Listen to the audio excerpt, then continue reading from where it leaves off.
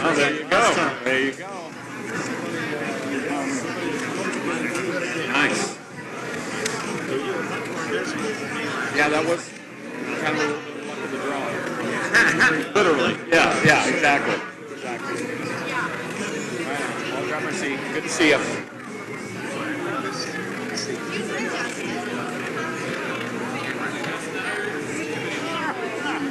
Getting your good side, are you? Hey, Mr. Joe. Hey, how are you?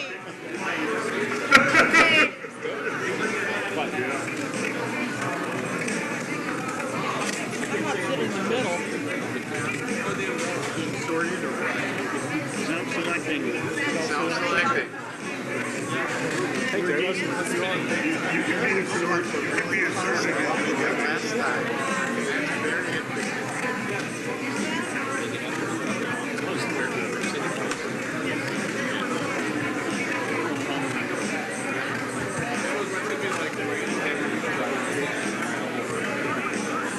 I can't believe fire.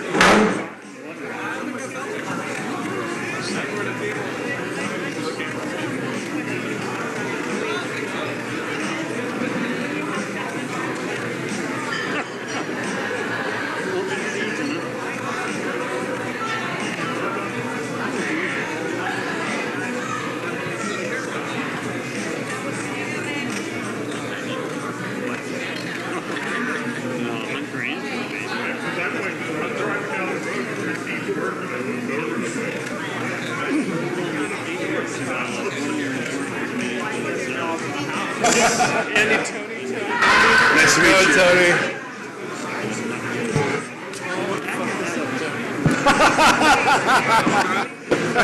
Words to live by.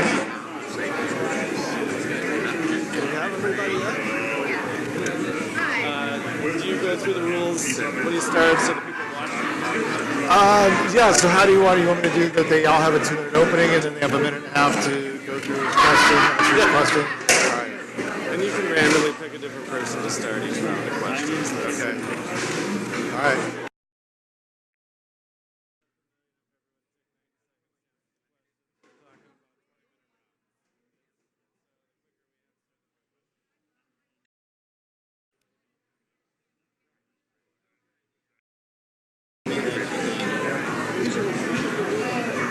The curtains.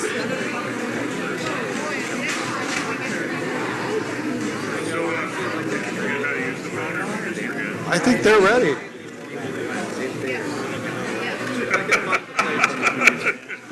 Well, good afternoon, everybody. Welcome to our Oregon Country Forum. I'll be your moderator again. Apparently, I did not suck last time because they asked me back. OCF Radio, I will be your moderator. Now, today is a little bit different than last time. Last time we drew questions at random from the bingo cylinder, and this time they have prepared some questions that were submitted via email, which I will ask, and all the candidates will have their opportunity to answer the questions. Same format as last time. They'll each have a 2-minute opening to give their opening remarks, and then once we get into the rounds of questions, they'll each have 90 seconds to answer every question. Yes?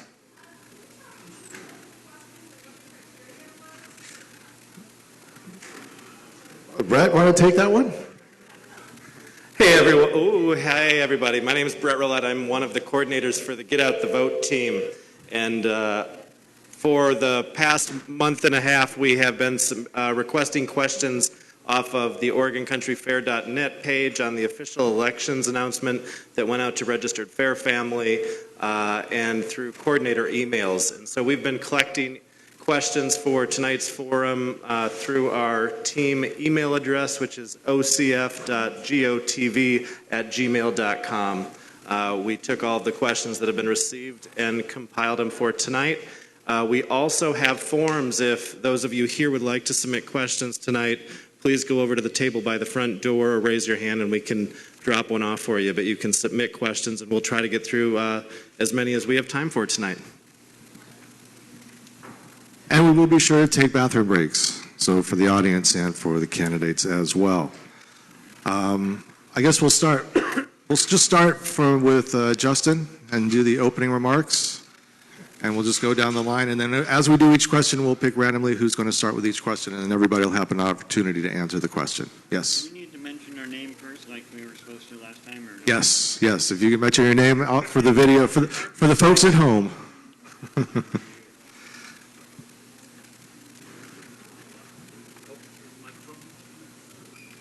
kneel down. And the timer is going to be right down here, Okay. digital Appreciate that. this time. Are these live?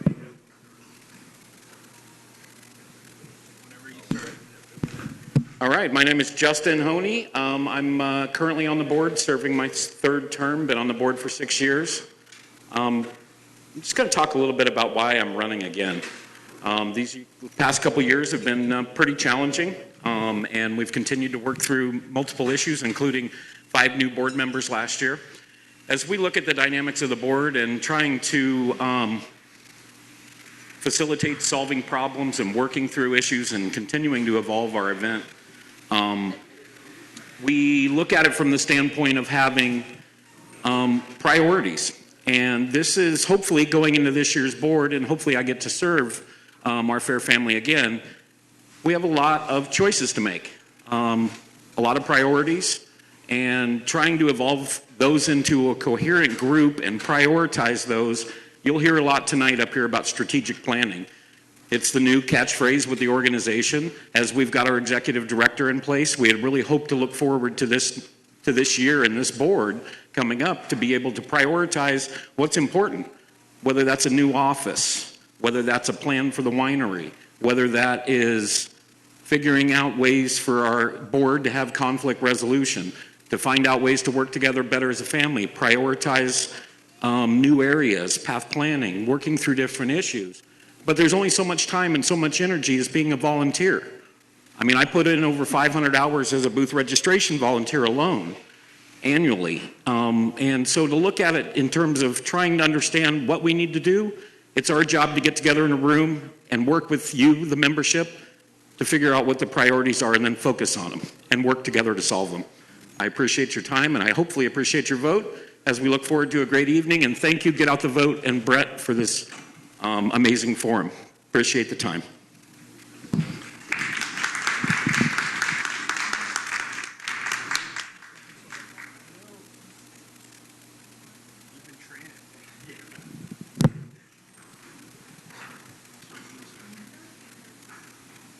John Silvermoon. I'm currently serve on the board. I've been on the board for 10 of the last 11 years, and I also served a term in the early 1980s when we purchased the original property.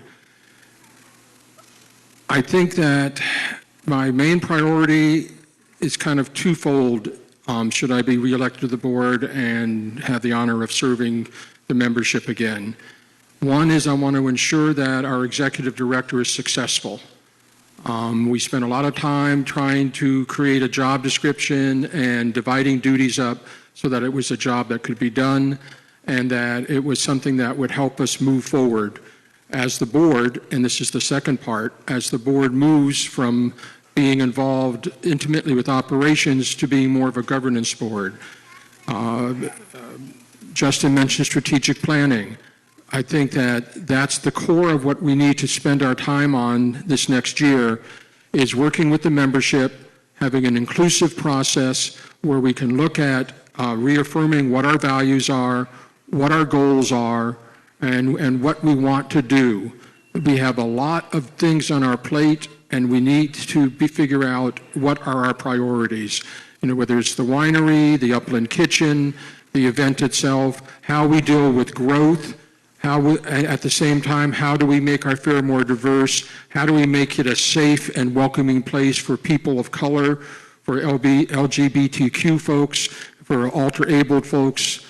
We need to figure out how we're going to work together to move forward and make the fair what we know it can be in our hearts. Thank you.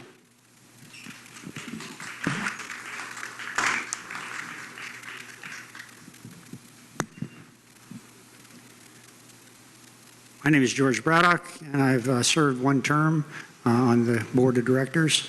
When I got elected 2 years ago, I had 3 goals in mind. And the first one was I wanted to see the organization evaluated by an outside entity and looking at its structure to make some recommendations how we might improve.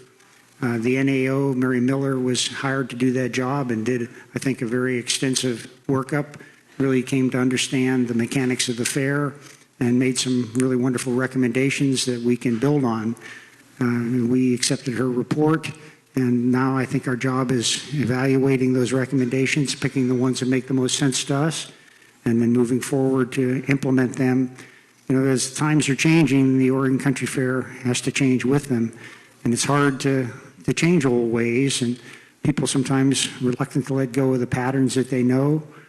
But if we don't change ourselves, then change will change us. The second goal that I had was for the board to get some really professional training. And we all come into this role, and we're, as we can see in the last couple of years, big turnover on the board. And how do we learn to work together? How do we understand our responsibilities and duties? And so we've begun this year to have that kind of conversation and coming together with making what we called a compact with how could the board be more effective in working together. And the third goal was to be involved in a strategic plan that was a very inclusive strategic plan that included everybody in the community, a way of looking forward, both short-term and long-term. It seems like too often we sort of go to the thing that's the shiny key. And I think having a strategic plan that's stretched out over a 3-year, 5-year, and 10-year strategy is what we need. So I hope you help me get to that third goal. Thank you.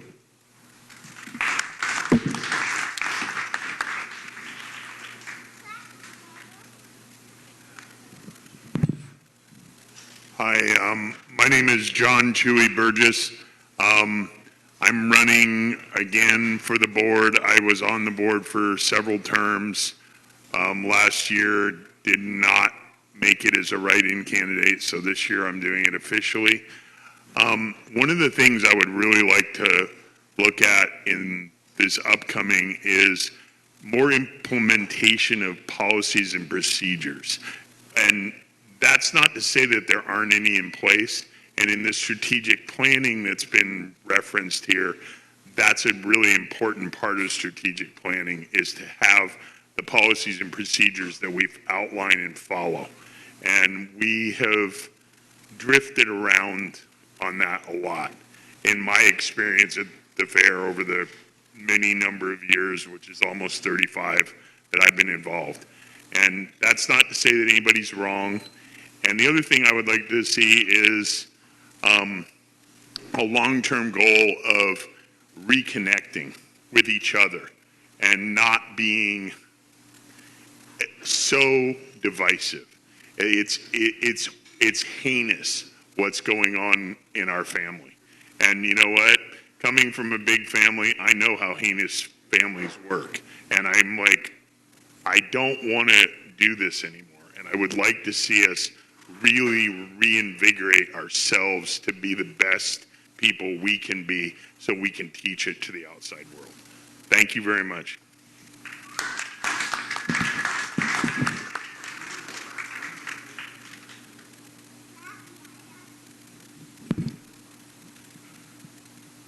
I'm Como Gustafson, and I'm asking for your vote for the Board of Directors of the Oregon Country Fair. One of the questions that's been floating around quite a bit that I haven't been able to get a chance to answer quite yet is about my previous experience on a board. I have not been on a board of a nonprofit, obviously have not been on the board for the Oregon Country Fair previously. I do understand that there is a steep learning curve associated with this position, and I look forward to the opportunity to receive that education. And to follow up on what George said, I believe that pretty much everybody on the board is in a position where we need to gain more education so we can learn how to become a more efficient and more effective board of directors. I think that a lot of these things that we're looking at and we're wanting to a lot of the issues that need to be looked into more. In order for us to be able to do anything about those issues, we have to develop the policies that are going to aid us in solving those problems. Getting those policies written is paramount if we want to keep moving forward in a healthy way as an organization. That aside, there's a lot of positive things that I think that we can embrace as an organization out on site, things that will take us closer to pursuing our zero carbon footprint goals, and things that we can do to make us more sustainable. I think that that's a really important issue that we need to focus on time and energy on. So anyway, I'm putting out a series of videos. Some of you may have seen one already. There's more coming out between now and the election. And I'll be talking more specifically about specific topics with each video that comes out. So I look forward to being able to share those with you. Hope for your vote. Thank you.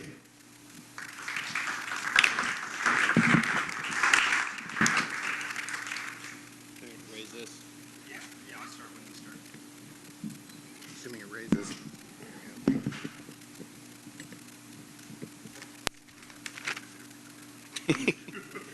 Hi, my name is Stephen Berkson, Fire Dick. I'm running for Board of Directors. I hope I can get your vote. I want to present a vision with my time here. Along the campaign path, something from co-founder Bill Wooten was shared by Tom Brandt from the recycling crew as part of a question. Cynthia Wooten confirmed and expanded on this, and I want to share this vision with you now. This is not a direct quote of anyone. Bill Wooten's vision for the fair was to develop ways of living and protecting the earth through both example and direct action. Bill wanted the fair to document this information and spread it to all the fair family communities and to the unfair world at large. Bill had people from the community write papers on the future of healthcare, housing, food production, recycling, forestry, and other subjects, including alternative fuels for fair vehicles and perhaps the world. Tom and Cynthia also shared that Bill and others wanted to create employment in these alternative lifestyles and in our efforts to share this information with others. I fully embrace this vision. We have many efforts along these lines that need more support, and our goal is to spread the word. There is also much more that we can do. This is part of the fair's roots that we have let drift out of focus. It is not regressive to say that this is the mission to which we should return. Our mission is something that should grow and evolve over time and new generations, not diminish or disappear. A lot has changed since the 60s, but I believe our placing ultimate value on equality, diversity, acceptance, reverence for the land and environment, and on true community is as relevant today as it was then, if not more so. We had a vision of changing the world, and we should reinvigorate that vision. It will take all of us, and there is a place for all of us in it. Stephen Fire Dick Berkson, thank you.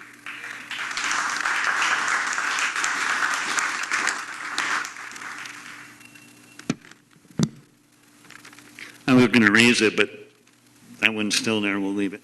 Palmer Parker, been on the board 7 times since the early 80s, looking to be on the board again this time. Greeting, fellow fairies, to those of you in person here, attending electronically now, and also to those who will view this at some future time. Thank you for your caring, attention, and interest. We collectively are the most important chosen family I have. Like most families, there are difficult times as well as the super sweet. Not all siblings follow the same map. Parental roles can ebb and flow between us. I believe the majority of us, the majority of the time, come from a place of love for the fair and each other. The challenges faced by recent boards has carried some high costs. One result has been that in this election cycle, there have been many calls for transparency and greater member input. I support both desires. There are times, though, when transparency is obscured by confidentiality, greater member input becomes constricted by timeliness or other influences. It is at these times that those elected by you to represent you will do the best they can to be worthy of your trust. In short, I will do my best to prove myself again worthy of your vote. I'd also like to thank you for the timer. I ran long last time, so I made sure I ran short this time.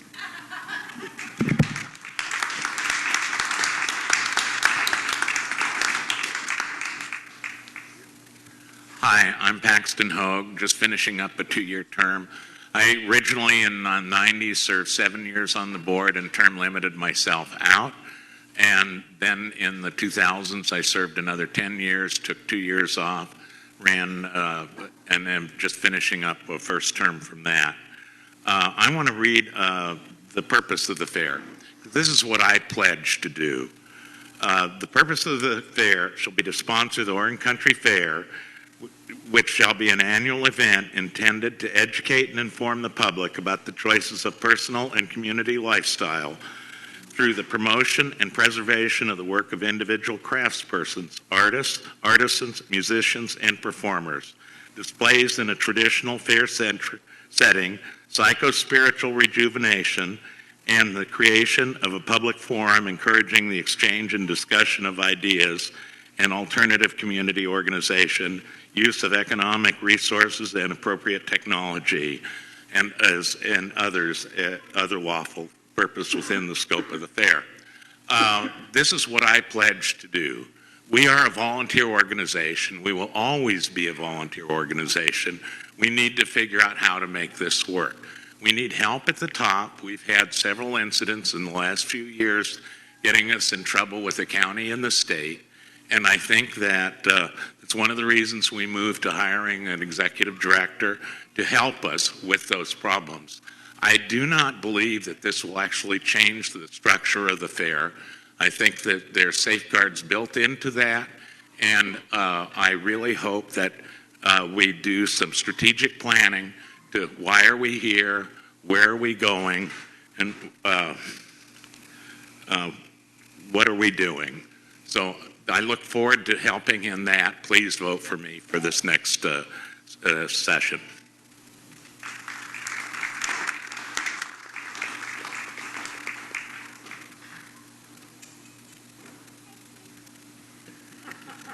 I'm not as tall as they are. Hi, I'm Sue Theolis, and I'm really happy to see so many folks here. Thank you, Get Out the Vote, for arranging this. So, I've been on the board before. I serve on other nonprofit and not-for-profit boards, and I serve on a number of committees for this organization. In serving on other committees during the course of the year, I'm learning more and more about how we are all depending upon each other, as it should be, because it takes all of us to do this. We're all equals in here. We've got crew, we've got paid employees, we've got entertainers, we've got crafts people, and the food, and the public. Take out any part of that, and we really don't have a fair. Why I'm running is because I think I have something worth giving back to this organization. I think I was a decent board member on my other terms, and right now I'm a little startled to discover that George will attest to this. I'm the only person running whose primary function during the fair is as a booth person. Booth people really need their voices heard, and I want to be able to do that as I serve the rest of the family. What we just did for the 50th blew me away. I had not expected it to go that well. It did. I want us to come together. I want the factions to go away. When I first ran, I said, I want to break down the us and them and remind people that real magic takes hard work. I still stand by that, and I would truly appreciate your support. Thank you again for being here.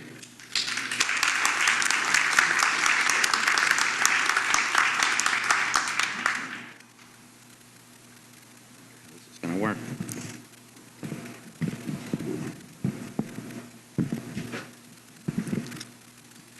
All right. My name's Tom Barr. I'm on recycling crew, have been for 10 years.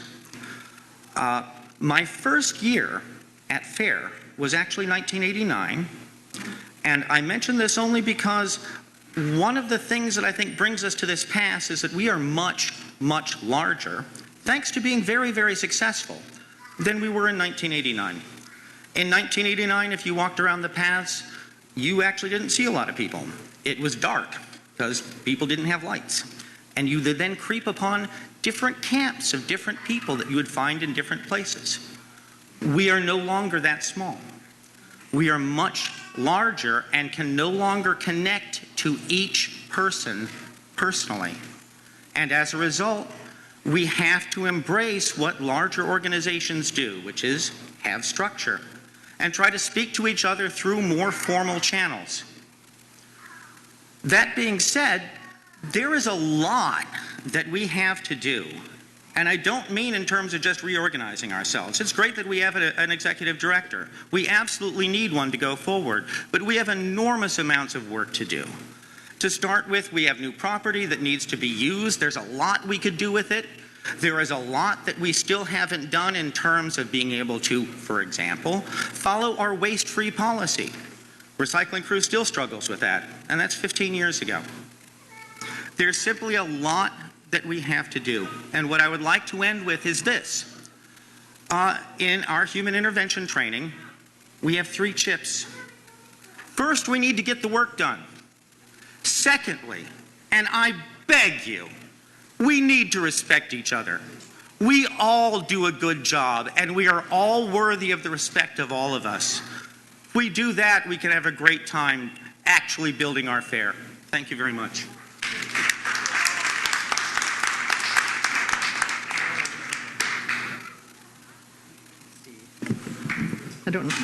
I guess this will work. My name is Diane Albino. I'm on the board now, and I would like to continue to be on the board. We have so many things that we're right in the middle of. Then I think the most important is organizing, getting started our strategic planning, which I used to call long-range planning, and begged for us to do it. And I think that this could be a thing that would bring us back together and realize that we are all on the same page here, that we're all committed to the fair and what it stands for. I think that we need to increase diversity at the fair, and one of the things we talked about at our last meeting was having, I used to call it a survey. Wally said it might be more like a census, which I think would be a great thing to do for the fair, and it'd be a good thing for our planning process to find out who we are, how old we are, how long we've been there, where we come from, whatever we can put in to gain that knowledge of ourselves. Who was it was speaking of, it was Fire Dick talking about the thing that Tom Brandt brought up about the Lane Economic Development Council. And I was very lucky to be one of the people that was hired to work for Bill Wooten's group at that time. It included Denny Geeler, I can't remember who else was on it. And throughout my time in the fair, when I was in the village, before I got on village council, I represented many different organizations because I represented an alternative school. 1 year in the education booth, and I represented our neighborhood communities group from the Mohawk Valley in the neighborhoods booth, which is now the Intentional Communities booth. I represented our food buying club in the local self-reliance booth, which doesn't exist anymore. And I represented the LEDC itself in the economics booth, which we also don't have in the village. But I'm a person that I think has walked my talk over these years. I've lived a life of voluntary simplicity. I'm done. Oh my God. Thank God I don't have to fill it out.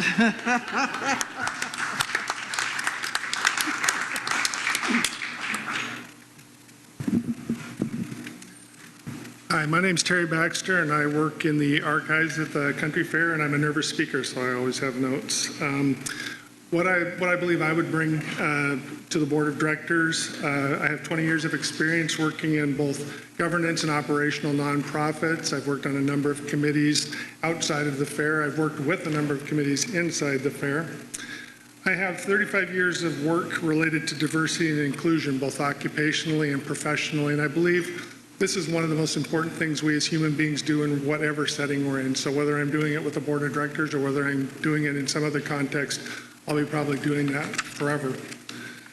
I believe I bring a mindset used to bridging lessons of the past with goals in the future. I think that's kind of what drew me to archives. I think it also is just kind of what helps me move on professionally, but I think it's important to the fair to see where we came from, but not just to see it in some sort of nostalgic point, but to use it to move us forward to some goal or some future that we set for ourselves. I have a wide variety of experience working with crews, booths, entertainment, and staff, and have done that through the archives for close to 10 years now. And maybe most importantly, I grew a really killer crop of okra, which I hear is some sort of an accomplishment here in Portland, Oregon. So.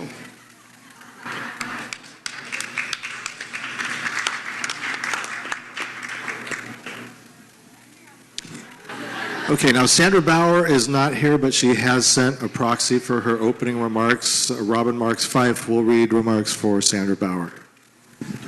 Whoops. Hi, everybody. Can you hear me? Okay.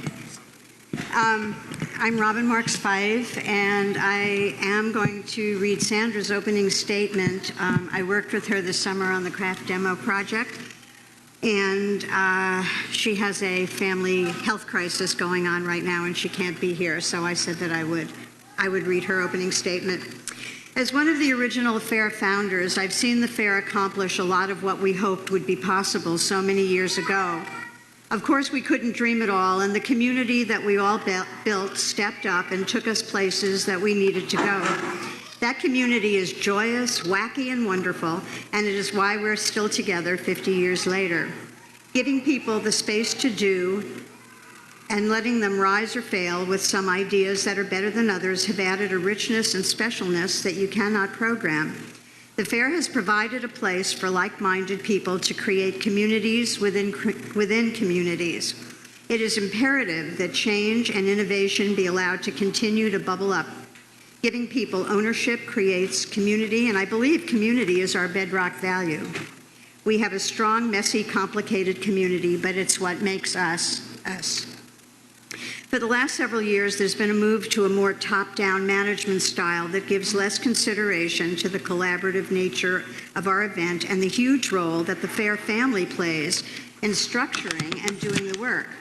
We need to be intentional and careful about making big systemic changes to our organization. The fair is a lot bigger now, so policy is our friend. We should all know the rules, how the rules are implemented, tracked, and resolved, and we must be convinced that the rules apply to everyone. That makes us more stable. I would like to see a human resources fair family position that tracks and manages personnel issues from paid staff, volunteers, crafters, food booths, entertainers, community village, and energy park. Consistent implemented policies and processes would go a long way towards clarifying how we're governed. We need more participatory democracy, not less. It's important to invest in our mission to educate. This year, as part of the 50th celebration project, we added craft demonstrations, which was a collaborative effort and a huge success. That's time. We're sorry. That's it? Yep. Am I done? You're done. So, if you have more questions for Sandra, I guess go to OregonCountryFair.net or the discussion site. Thank you very much. All right, we have one more proxy opening statement for Stephen Durkee. Use your 2 minutes wisely.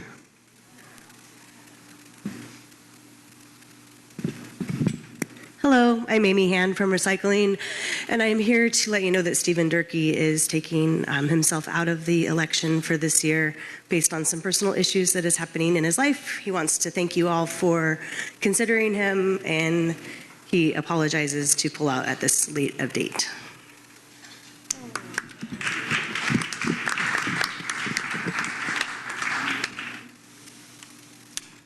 All right, we'll start with the first question, and we'll have Diana answer the first question. Now, conflict was something that was mentioned by almost everybody. So the question is, when groups work together, conflict often erupts. Tell us about a time that conflict occurred in one of your work groups, and what did you do about it? Oh my. Well, I'm in the village. We have a consensus, which somebody referred to as death by consensus, all you who've worked with it. We had to call in a facilitator and have some meetings to work through our situations. And getting an outside perspective on it really helped in that point, in that situation. Enough? Yeah, we'll go this way, yeah.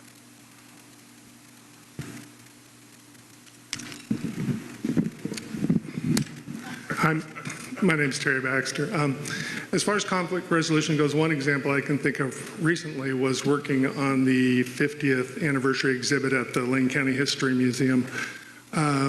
We had to work with, Archives provided most of the material for the exhibit, and then Fair Family provided artifacts and some other things. But the main conflict arose around the vision that the curator from the museum had with some of the members of the 50th committee, and trying to convince people that the curator has the right to tell the story, and you have right to tell them how you might like to see it. But in the end, it has to work out so that the fair's history is accurately represented through the voice of somebody who doesn't participate in the fair. And so what it really took was a lot of sitting down with folks, talking with people, working through whatever conflicts there were, and then coming up with a mutually acceptable solution, which I thought did a pretty good job of representing the history of the fair.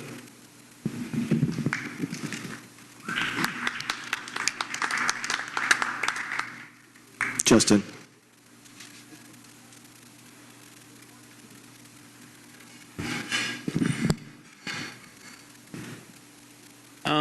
Working through conflict resolution or situations that erupt is something that I think I've faced many of them in my work life, as well as I think that I'll draw on booth registration, working in the sticker booth, working in main camp.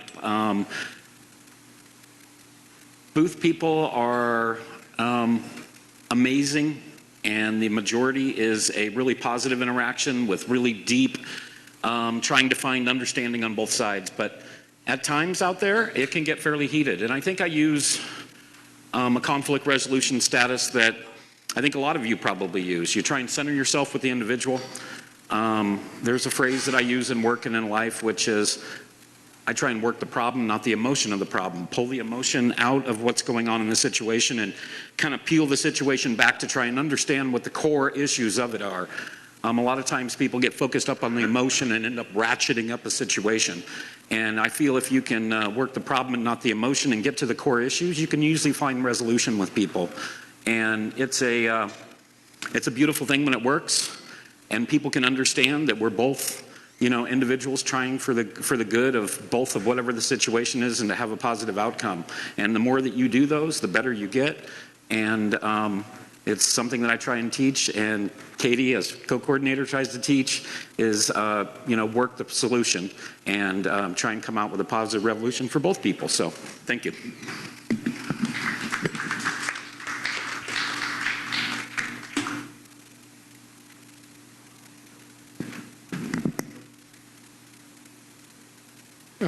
Like John Silvermoon, so that folks know who's answering what. I think my approach to dealing with conflict is to, first off, remind myself to listen. Remind myself to hear not only the words the other person is saying, but the emotions and the beliefs behind those words.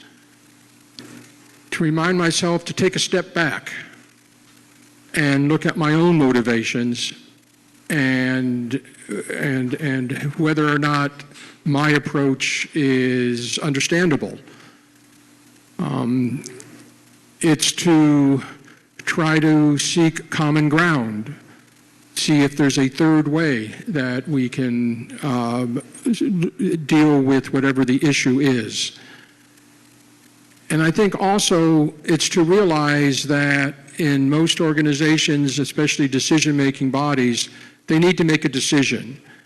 And at the point the decision is made, even if it's the decision that I do not agree with, that I have an obligation as a member of that body to try to make sure that that decision is implemented in the best way possible and is successful, even if I did not agree with it in the first place.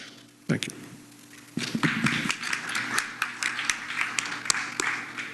George? George Braddock.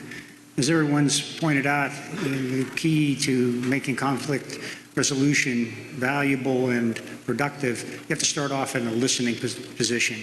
And it's important to get outside of yourself. It's not about you. It's really about the issue at hand. You need to step back and don't make lines in the sand. Explore a lot of different options and continue to listen.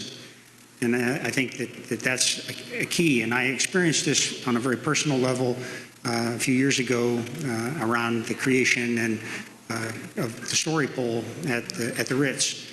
And we certainly started off with the best of intentions, and over time situations changed and it became a conflict. We really had a desire to put it up, and the fair weighed in. We all listened to one another, and at the end of the day a determination was made that it couldn't go up on the fair property, and we accepted that conclusion. And since that time we've continued to listen to the arguments that brought us to that place, and I think all of us have learned, and we're pleased to be part of that kind of a process that resolved the conflict in a good way. Thank you.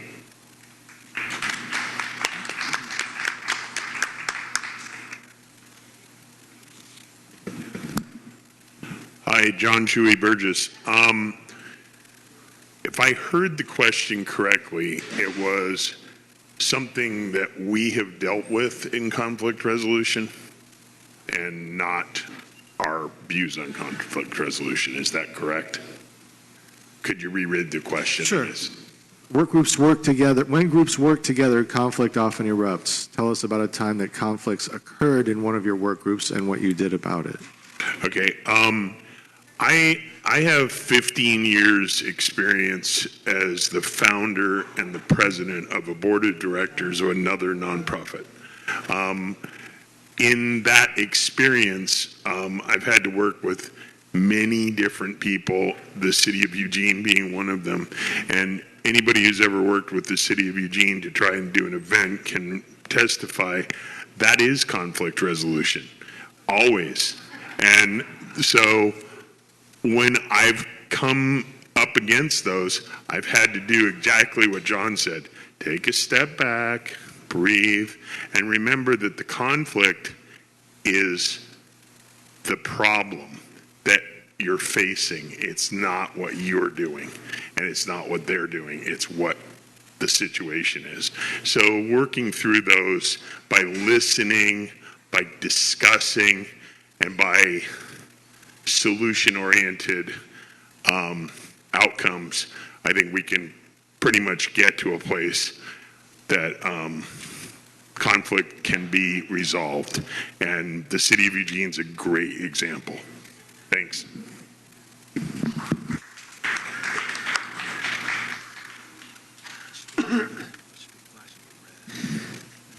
Como once again.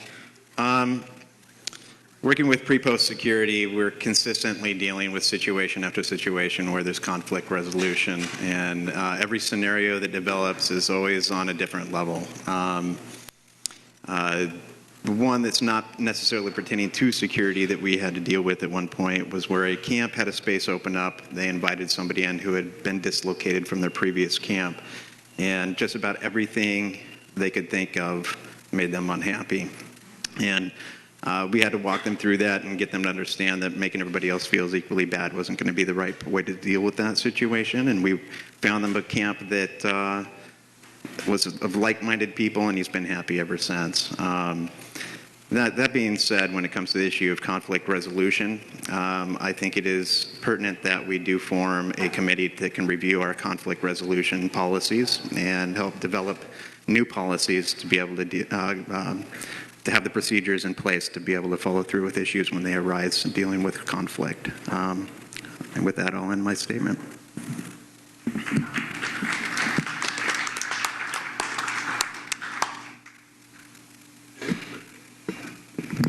Hi, Stephen Firedick Bergson. So I interpret the question to be regarding work groups at the fair. I can think of a couple of examples, see how much time I have. But the first example came from this last fair, and a safety concern was reported to me, and when we went and looked at it around the crafts demo, there was a huge safety concern that was unforeseen and was just not something that we could let happen in terms of the risk to fair family.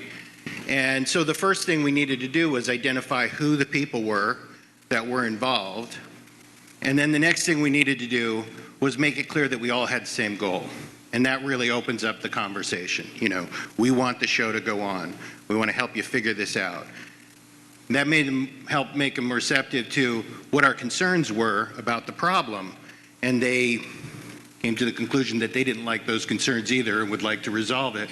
And that let us all work cooperatively to get a resolution to that problem and the show went on, which is what we were all after. And I'm not going to have time to do another example, but I think that's the kind of way we need to resolve these conflicts, finding who to communicate with, expressing common interests, and then working through the problem. Thank you. Stephen Berkson, Fire Dick.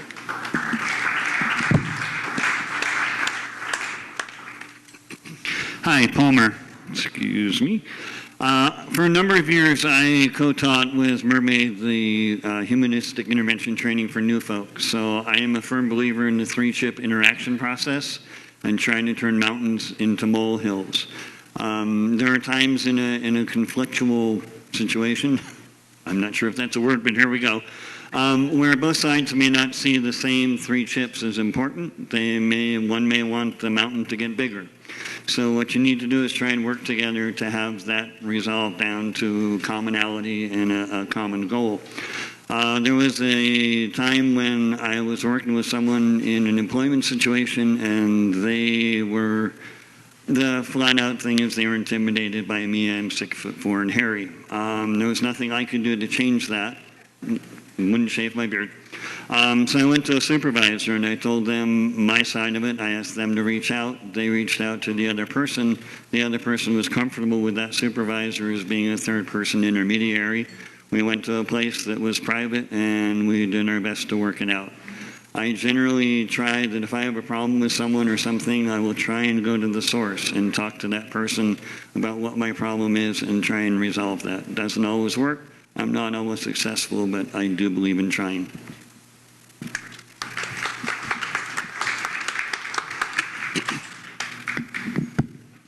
Paxton Hogue.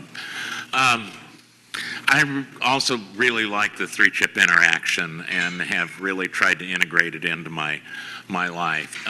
Zach's human intervention training is really wonderful, wonderful support for helping to get through things like this in our fair life. As for a situation, I was an officer with Friends of Bagby Hot Springs. We had very strict Forest Service rules that we had to follow. We had one of our volunteers that took it upon himself to go cut his own firewood in the area against Fire Service rules. That was a very difficult situation. He ended up leaving the organization, and the organization went through retraining from the Forest Service as to exactly how we can meet their rules. It also ended up with our wood stove being jerked from the volunteer cabin, and we got given a pellet stove that required electricity in an area that's 13 miles from electricity. So there are consequences at times that affect the organization.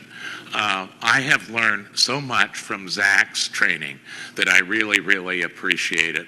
It has helped me in my life tremendously. Thank you.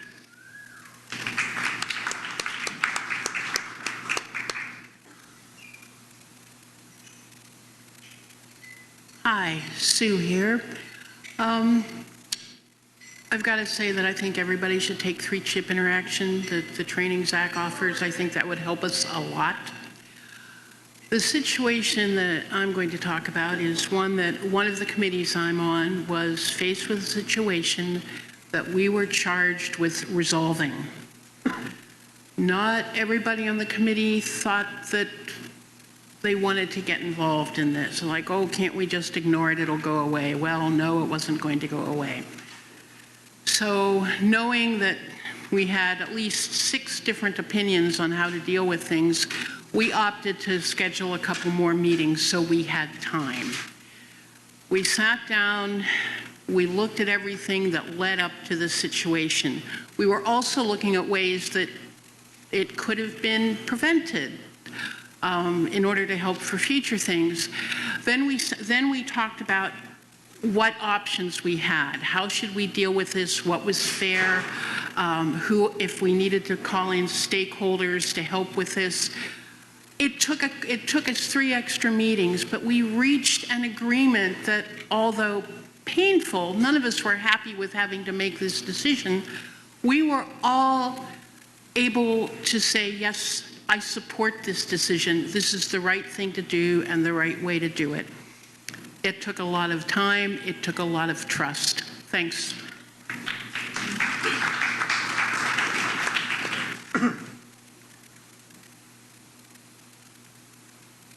Tom Barr, Recycling Crew.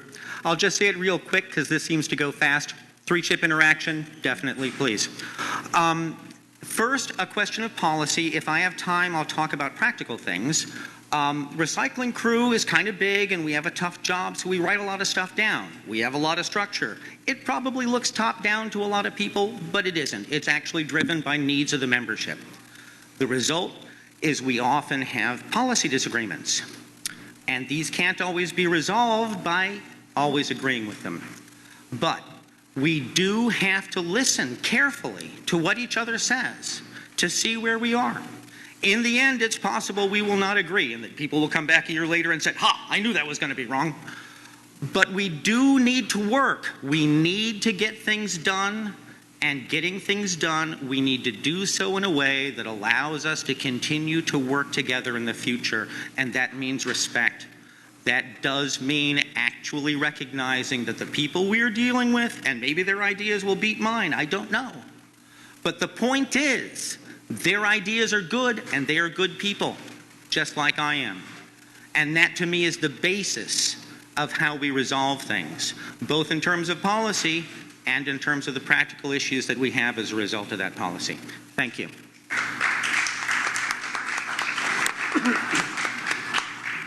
All right, this next question has a component for incumbent candidates and also the non-incumbent candidates, and we'll have George start with this one. Now, given the current state of the board, why should we vote for incumbents who have struggled with the current board to be successful implementing changes? And for those non-incumbents, what can you bring to the table that will change the current situation?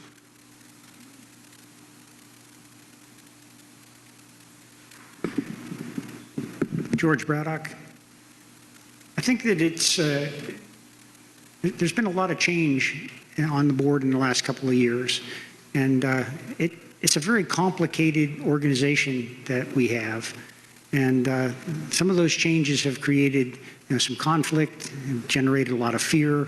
I think a lot of what we've been hearing throughout this campaign relates to those fears that things are going to change and not going to be the way we like it. I think that the major shifts in the board create an instability within the organization. I sat for 7 months on an executive director hiring committee, and as we struggled to find a new ED and ultimately have put one in place, and I'm very committed to that person's success. But things that we learned along the way is, and they talk about when organizations fail, one of the things that happens is when boards are constantly in transition, it's difficult for executive directors to get a real grasp of what the culture is like. And I think we need to be careful that we don't have a situation where every 2 years, we're replacing half of this board. I think we have some really skillful people that have come a long way. We've promoted some of the changes we're talking about, the NAO. I think that we're in a good position to move forward, and I think that the existing board can help move this thing along in a really positive and informed way. Chewy.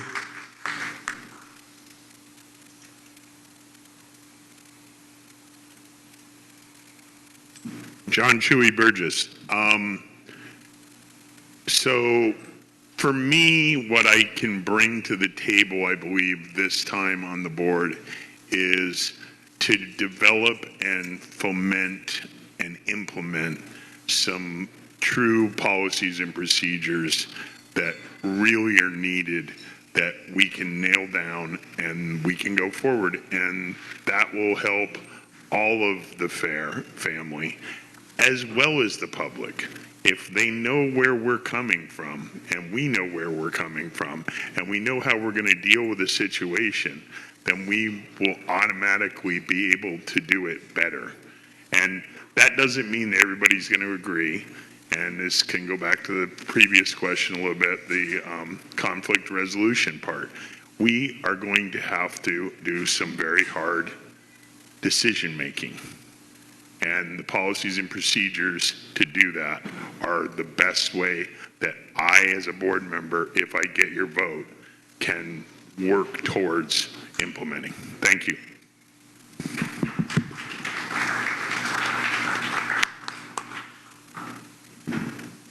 Como once again. What I believe I can bring to the board of directors, I have a lifetime experience of leadership skills that I would like to bring to the board.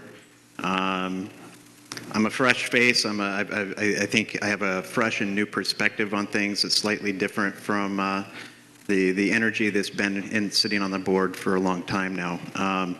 I have the ability of being able to build bridges and bring people together and sit people down at the table and get things done that were hard to accomplish in previous attempts. I would like to be a part of helping bring the board back together and actually focusing on the things that need to be focused on instead of focusing on personalities and refusing to work with each other when you really need to. I bring heart, and I think that that's been missing a lot lately, ultimately, and I think that that's the most important part of all. Thank you.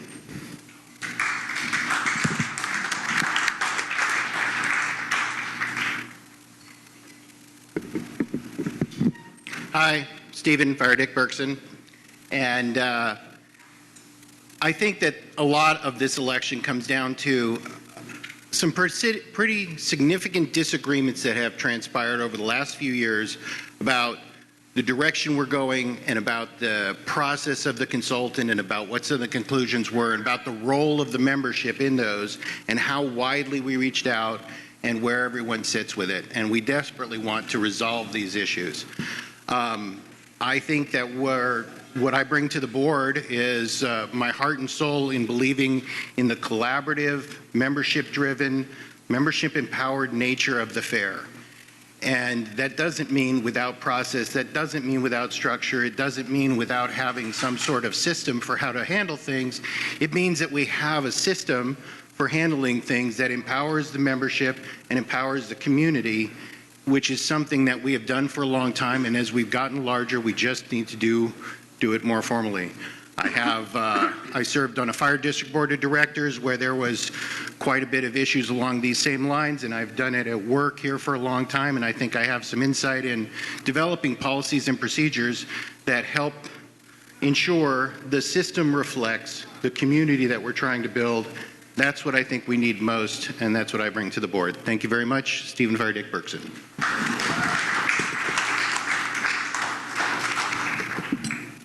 Hi, Palmer. Everyone that's currently on the board at one point had never been on the board. So I think there's a commonality that we all start with there. I think the people that have been on the board recently have had to work through some mighty tough stuff. I think that all work together to the best of their ability. There are disagreements, and that's part of being human. I suspect that many of you, like me, will vote for some incumbents and some new folks. It's part of the process of elected representation. I think that the NAO suggestion of a 12-member board with 4 positions being open every year for 3 years is an excellent idea. It will help with continuity, but also will help with the possibility of turnover. No one has mentioned term limits.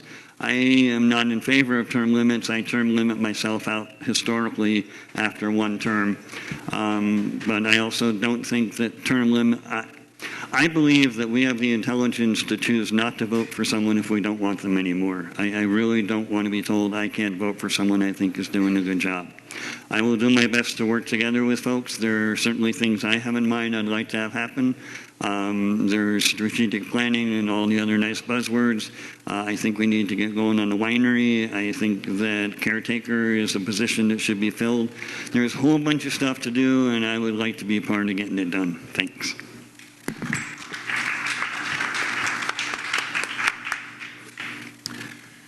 Well, I actually think the board has done a lot of good work in reality in the last couple of years I've been on it. I'm Paxton Hogue again.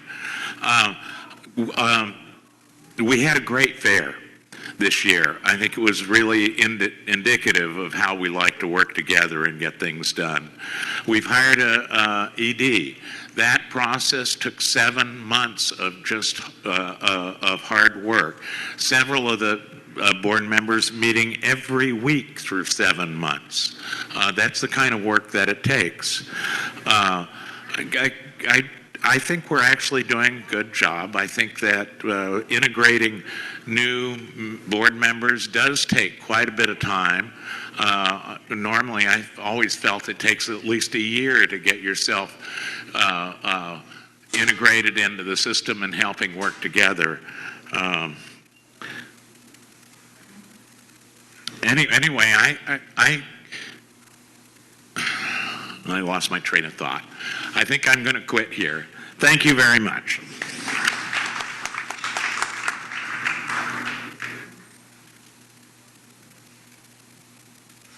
Hi, Sue. I see room for incumbents and new energy on any board. I had a lot of experience on other boards before I got elected to this board several years ago. The learning curve is steep, and if you don't have a whole lot of experience with at least working with other people on projects and committees, like it doesn't even have to be fair related, but other things like that, the learning curve is even steeper. It can take a while to get there. So anyway, I do have experience on our board. I would like to get back there again because I serve on 5 different committees: food, craft, budget, financial planning, and the endowment fund. All different areas of FAIR. I want to make sure that that work gets the attention it needs when it comes to the fair, as well as the long-term planning and the winery and everything else that we're working on.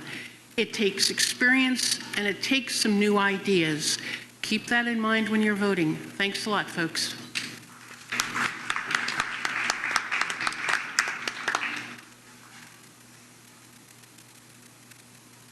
Tom Barr.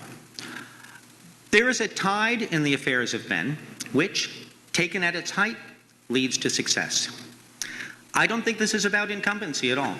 This is about the fair. The fair has its own inertia. The fair has its own trajectory. That's what we're working towards. That's what this is all about. And this is, I hope, why we're running for the board. There is a lot to do, mostly because we've been very successful. I think Paxton is correct. A lot of what the board has been doing recently is heavy lifting. It is hard. These are not easy decisions at all, but we've been making them. And what's important is that we continue in this effort. There is still so much that we can do, not just to write about or tell people about the things that we do that are cutting edge and important to the community. We can show them because we do it. Last fair was fantastic. The recycling crew, for example, has never had either a more productive or a better fair. I think that's true for a lot of us.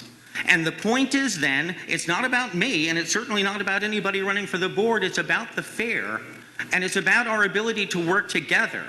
Because I think that we know what the problems are. What we need to do is to attend to them and make sure that it does lead to success. Thank you.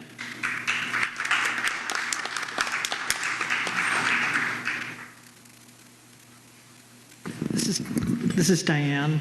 I think the board, while I've been working on it, we have accomplished a lot of things. We successfully hired a new executive director after several months and several years. We bought a new piece of land that expanded our boundaries.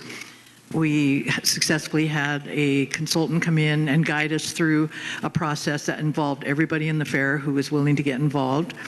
And I think now we stand on the edge of starting a new strategic plan, which presumably will be the same way, where we will be open to everybody in the fair, booth people, entertainers, craftspeople, volunteers. Everybody should be involved in this process. And I think that's the way to be successful.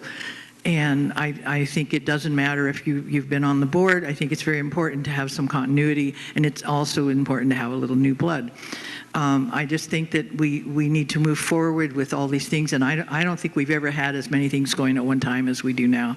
And I just hope that everybody will stay involved no matter what part of the fair you're in. Thank you.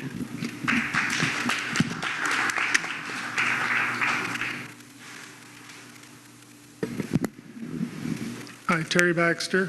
Having been a new person on the board many times, I can tell you that the most important thing to me starting out was always kind of keeping quiet and being humble and kind of listening and seeing what's actually going on instead of just jumping in and spouting off whatever kind of ideas you might think are really great for the board right off the bat. That being said, I do think you need to advocate for ideas that you think are good, and I do think that I have ideas that are good for the board, and I think that they're different than ones that the board's working on now. So I think that being willing to stay quiet, get the lay of the land, understand what your colleagues are doing, and then to advocate for your positions is important. But I get back to Como, and I would get back to Tom's ideas. That heart is really at it. You're working with people, and you have to figure out some way to build alliances across people you may not agree with. And that's the most important thing to working on any board, is to be open to other people, listen to them, maybe say they're wrong. I mean, you can say they're wrong, but say it in love and don't be contentious about it. And then the second thing is, this is hard work. It's hard work for the fair, and you have to get in there and grind through whatever background material you have and whatever conversations you have to have in order to get real work done, and you have to do it on a regular basis.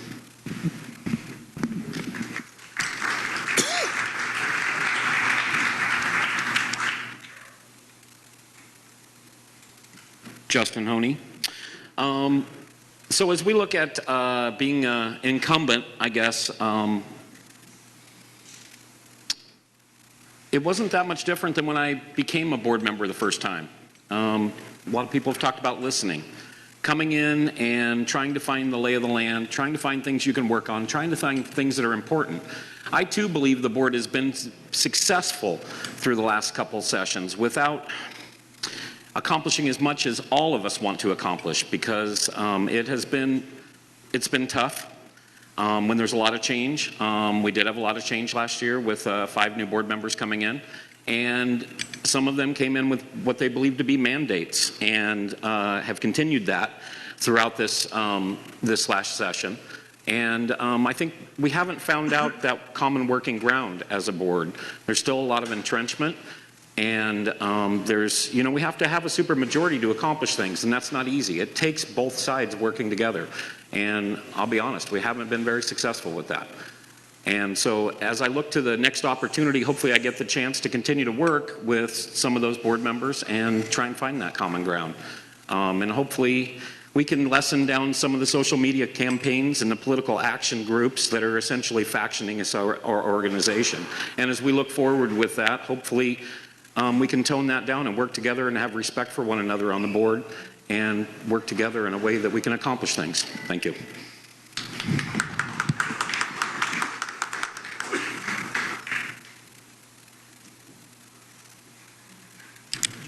Could you read the question for me again? Sure. Given the current state of the board, why should we vote for incumbents who have struggled with the current board to be successful implementing changes?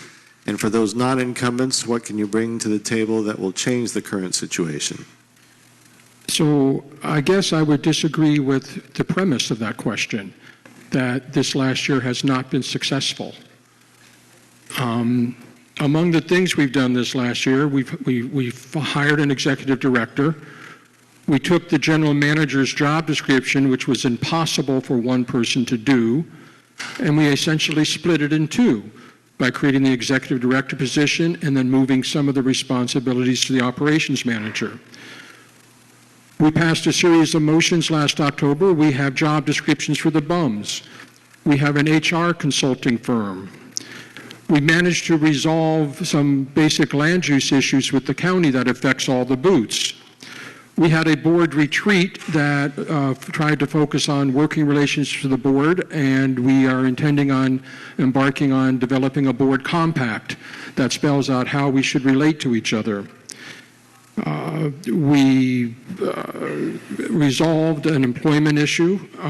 We managed to complete and get our special use permit in place so that we can have more events on the property.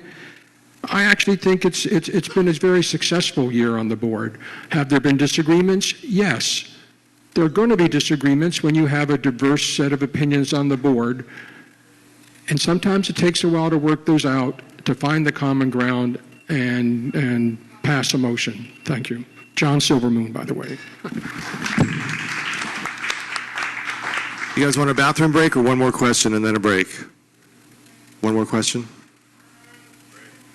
Break? All right. First, before we take a break, how about a round of applause for the candidates? And thank you to Heidi and everyone for Get Out the Vote, for registering everyone to come and vote, for all of the data and entries. And also our annual meeting is Saturday, October 19th at the Whitaker Schools, 6:30. Come and vote. It's 5 minutes. Let's take 5 minutes.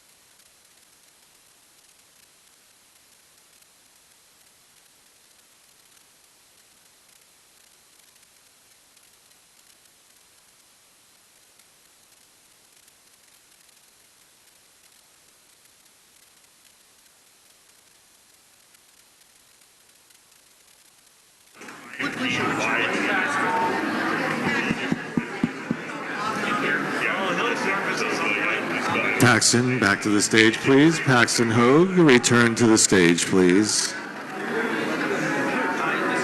It's over here. Okay. Careful, walk carefully. And candidates, just so you know, our timekeeper has turned off the flashing part. It's something I can do. I didn't know I did it. This happened. You turned off your flash ability? Yeah, so it won't flash you anymore. Oh, you're at the end. Like, flash. There's the button. All right, thank you again, everybody, for coming to the Candidates Forum. Thank you, candidates, for all of your time and your very thoughtful answers. We'll start this round with Sue. And the question is, and many of you have kind of alluded to this, which of the consultants' recommendations do you agree with, which do you oppose, and which do you have no opinion about? In a minute and a half. Hold on. 3.5 minutes. Can we collectively say that's do you have the list? Yeah.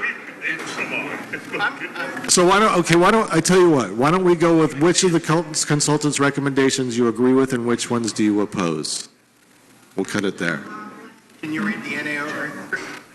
I have read the NAO.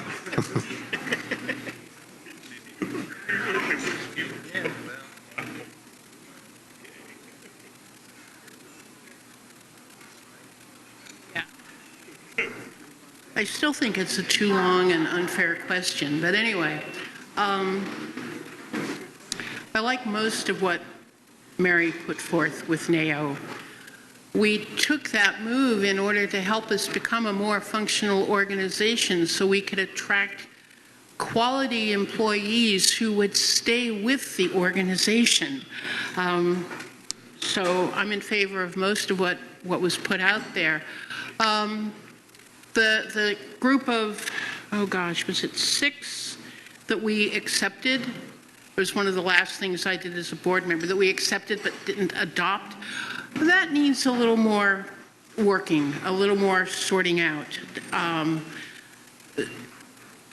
It has a lot to do with our culture, and we aren't like anything else, so it takes time and effort and trust to work out some of those finer points so that we can all get on the same page and do what we do so well.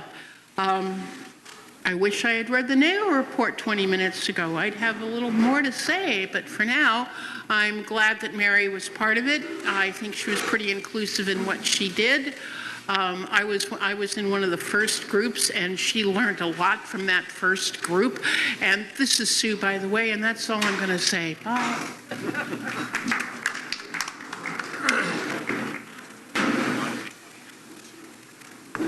Tom Barr. In addition, one of the reasons we had a consultant is not just in an effort, and it's an important effort, to make sure that the employees that we hire are quality employees and want to stay with us, but also it was asked for by Fair Family. There was a concern that maybe we would rush into hiring an executive director and not do it correctly. I really liked Mary Miller. I thought she did an excellent job. I also was in the first group of people who got to confront her with her things.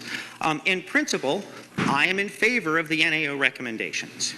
There are, as Sue pointed out, things that need to be adjusted. That is to say, we are not exactly like other nonprofit organizations. As a nonprofit, we're actually a lot like them. So there is a good reason for following this model, for trying to establish a structure that allows us both to be cohesive ourselves and to deal with outside entities. That's the basis for getting an executive director and for the NAO recommendations, but it does require that we learn to work with them so that they work for us. Thank you.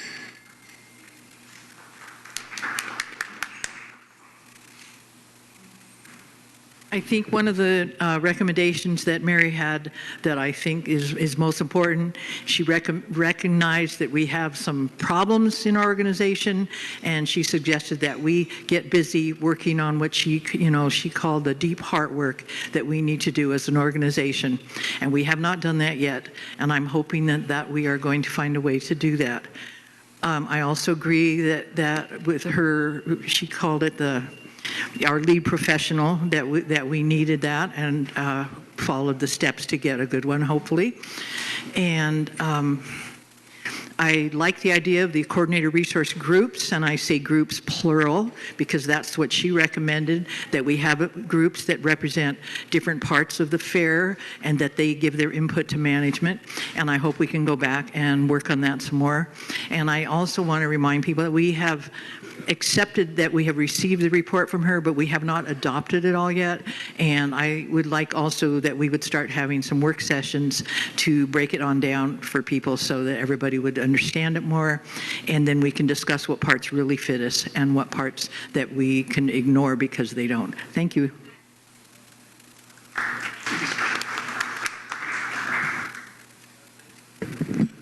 Yeah, I also wish I'd read the report 20 minutes ago, but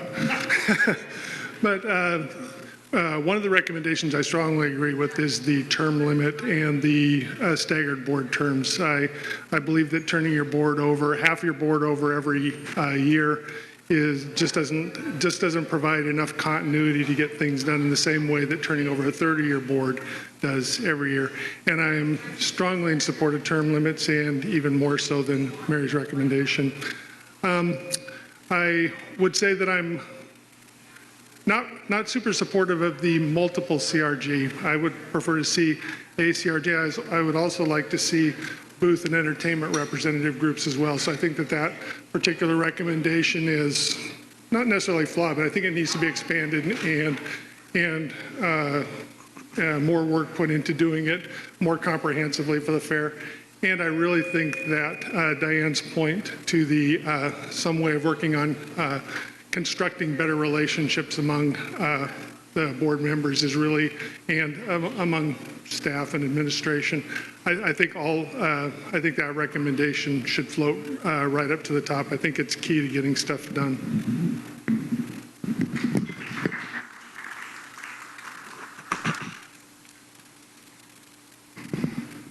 Justin Oney. I thought Mary Miller's process was amazing. For an outside nonprofit consultant to come into our organization in this time was a big challenge. And honestly, I know that we're hard to please everybody all the time. And I think that the overall recommendations that this board approved, or last board approved, out of her proposal were 7 solid recommendations.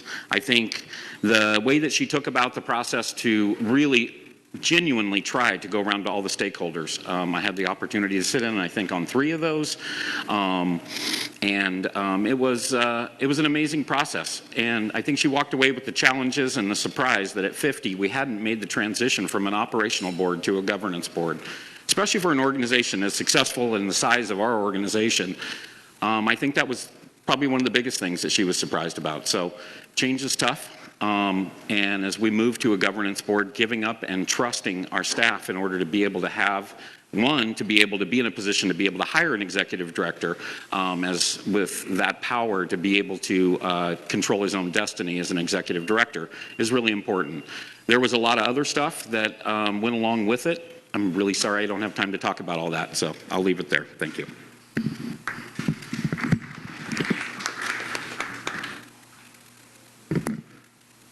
John Silvermoon. We've actually had 3 different consultants over the last year. I assume this question is referring to the NAO consultant, but I also want to talk about the other 2 also. The board was having a difficult time trying to decide how to proceed with our lead professional position. We knew that the general manager job had grown to be impossible for one person to do. The board was at an impasse. There was not 7 votes about how to proceed.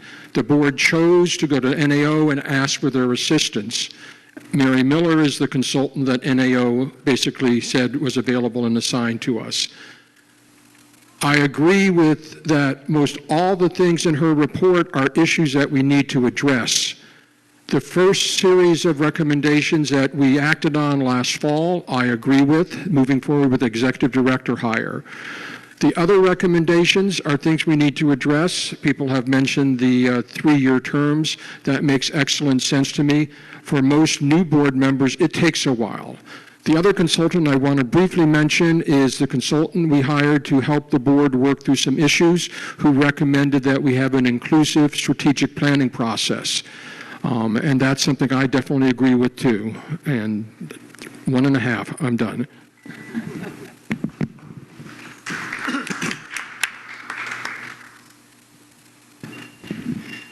As I said earlier, one of the prime reasons that I got on the board was to push for this idea of having an outside agency come in and really take a hard look at the fair.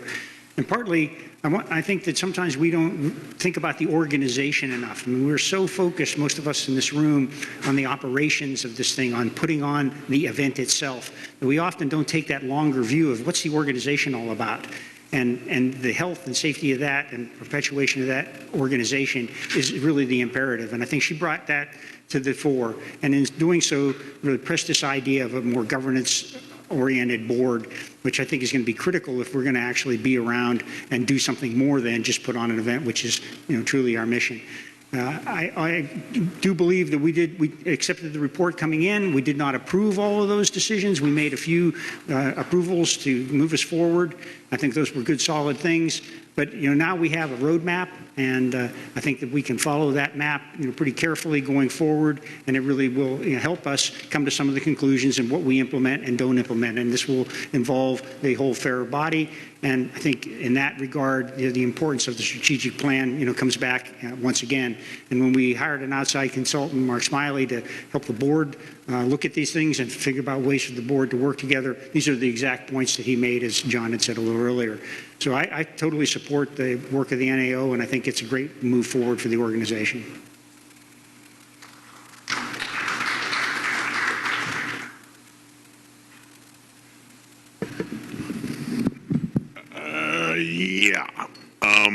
My name is John Chewy Burgess.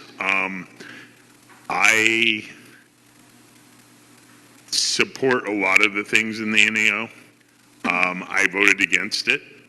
The acceptance of it, adoption of it, implementation of it, whatever word, adjective is the word of the day. And that was because there's no policy and procedures in place to implement it. So that's what I walked away from. Mary was a very nice person. Mary also gave us a model that, in my opinion, is better for Planned Parenthood and United Way than it is for the Oregon Country Fair. It doesn't fit our model. It doesn't fit who we are. That's my opinion. That's the way I feel. I appreciate Mary's really hard work that she did, but the NAO is a different organization than I think we needed.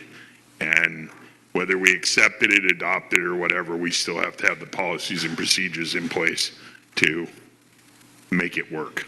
Thank you.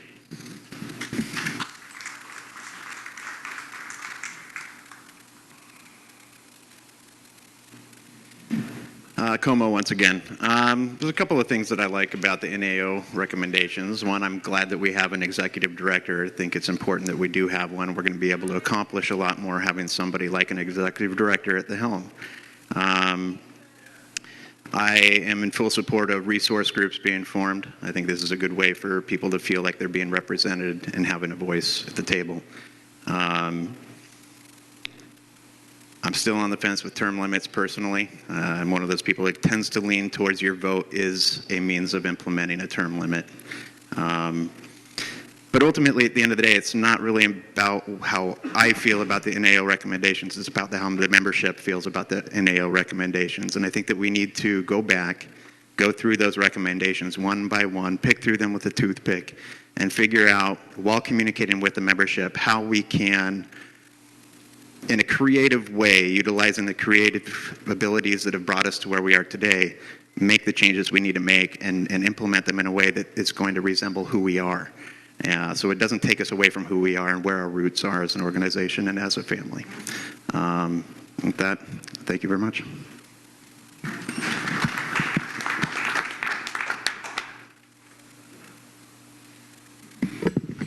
Hi, Stephen Fire Dick Berkson. And as far as the NAO report goes, I did read it, well, it was more than 20 minutes ago. But there's a lot of things in it that were positive. I think the process, and as Cum was mentioning, it matters how the membership feels about it. The process and the inclusion of the membership at large was difficult. The big thing with it is I think she mentioned a lot of great things about our financial people's work, but I think she had some good recommendation on financial controls. Getting an executive director was a good thing. I also really approve of Mary Miller's recommendation that we methodically and carefully implement the pieces of the NAO. And I adopted, accepted, whatever. I invite you all, not that many will take me up on it, to go back and read board minutes from the past few months, and I think you'll find that the way it's been invoked has been as if to implement it. And the operational side of the fair, turning it all over and not saying this is how it's going to work, and this is how it's going to continue to be a co-created event, and this is how it's going to continue to place the membership at the front of the ship, is part of the problem. And so I think we need to methodically go through and really construct how we're going to continue to have a co-created community in our physical activity of putting on the event. Thank you very much.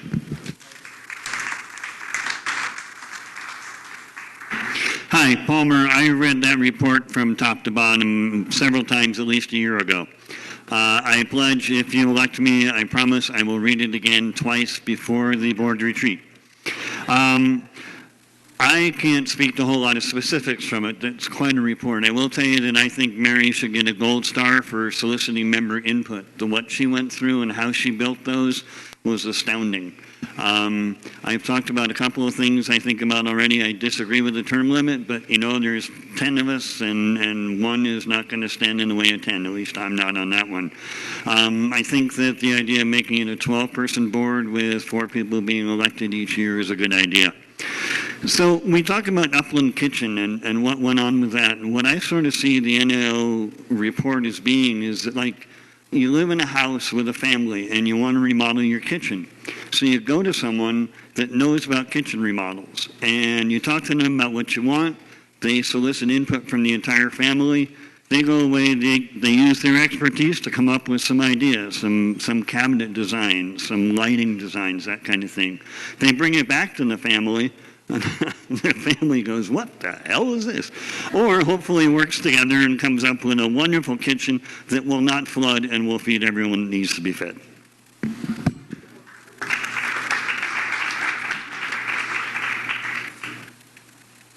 Hi, Paxton Hogue again. I really approve the move to a governance board.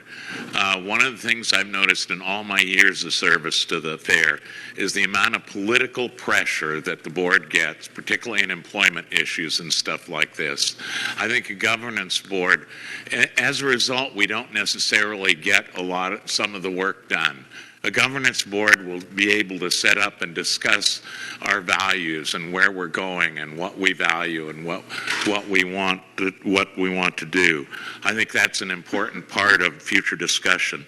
I like Mary Miller's reports. I think a lot of it is not necessarily appropriate for the fair because we are a different organization, a different nonprofit. However, we are a nonprofit organization that needs to follow certain rules.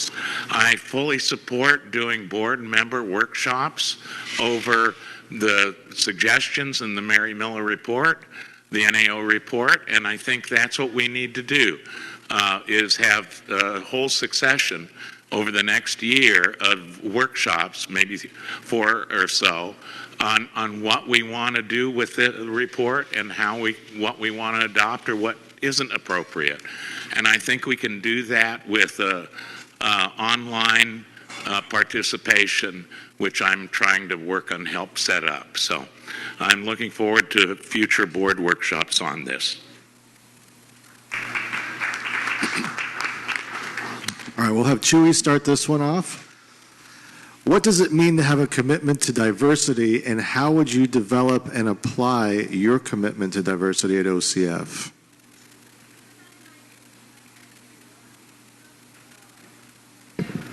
Oh, good. I get to address diversity again. See if I can do it better this time.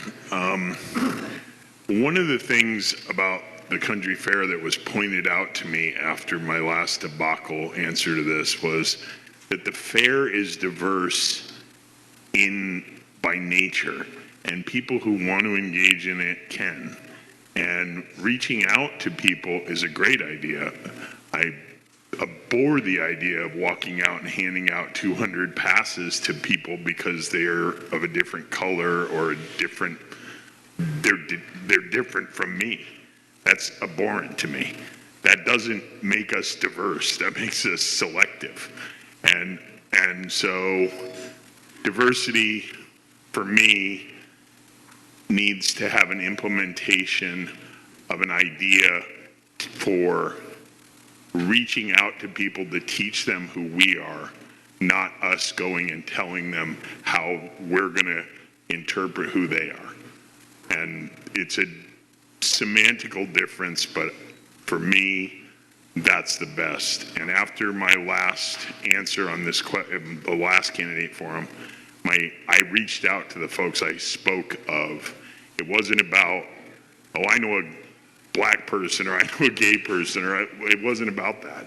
It was about trying to say what I just said, which is we need to really think about how we can include them, not go out and tell them how they are.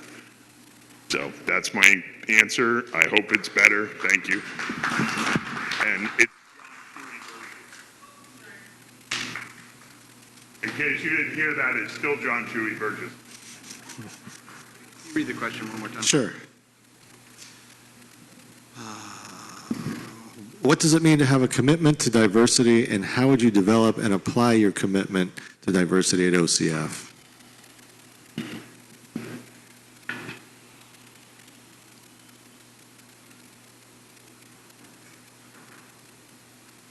Define my commitment to diversity.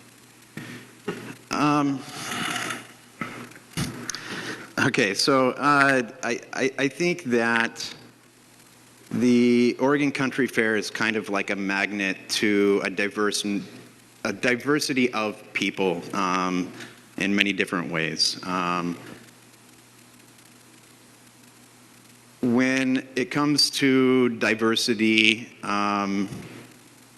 there's a lot of areas that are incorporated into diversity where we can look around a fair and feel like we don't see enough of that area of our culture. Or I think that it's a very complex series of things that we have to look into. Demographics being one of them, a huge one. We need to reach out to communities that we want to see more of in our event and ask them why they aren't a part of it and why they don't come out and participate as often as we'd like to see them be there. I think that we need to work more closely with the diversity committee, and I think that they can be an integral part of helping accomplish that. Anyhow, it looks like I'm out of time. I do have a video coming out where I'll be speaking about this more in depth soon. Thank you.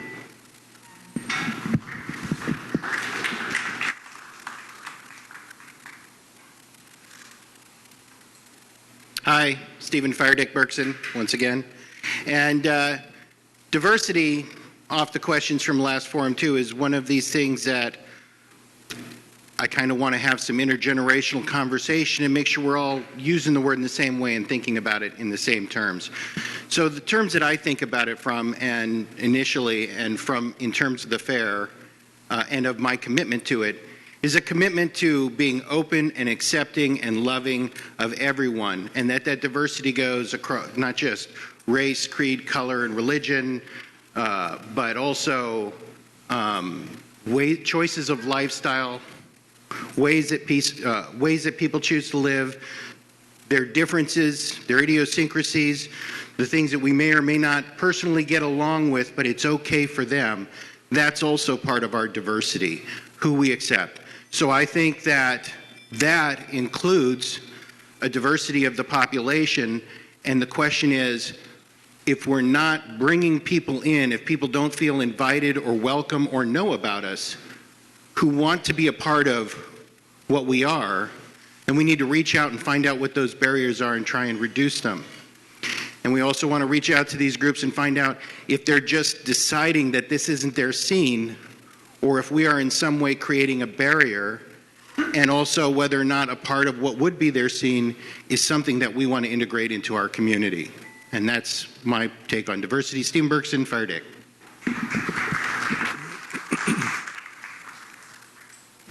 Palmer, would you run it by me again, please? Sure. What does it mean to have a commitment to diversity, and how would you develop and apply your commitment at OCF? This may actually be one of the more difficult questions tonight. I hope they don't get any more difficult.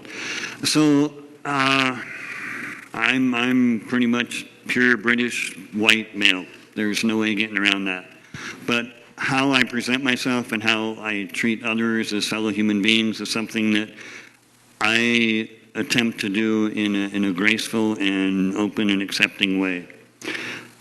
There are other people that know a whole lot more about how to do it than I do, and as a board member, my job would be to listen and try and have things implemented that would be successful.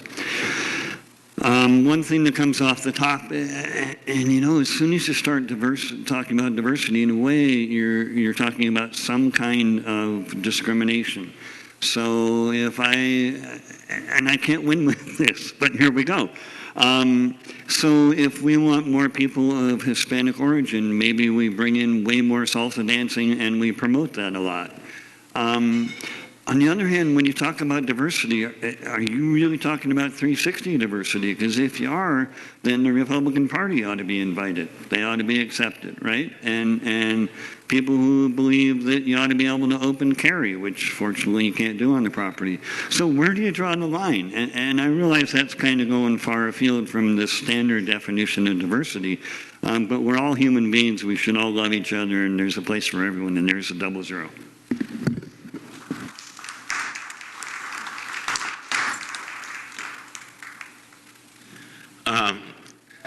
Paxton Hogue again. I've worked on our vision process goals for many, many years and worked on helping develop the diversity goal in that, and would like to keep those things in the forefront of our attention. I really support the work of the Diversity Committee. I think they are trying to do some work to help solve this problem. It's not really a problem that I see. I think we just need to be more inclusive. But I think part of that is we really need to treat the people we invite with respect and pay attention to their needs. And we could do a much better job of that. Anyway, I really support the work of the committee and the fair's work in trying to become more diverse. Thank you.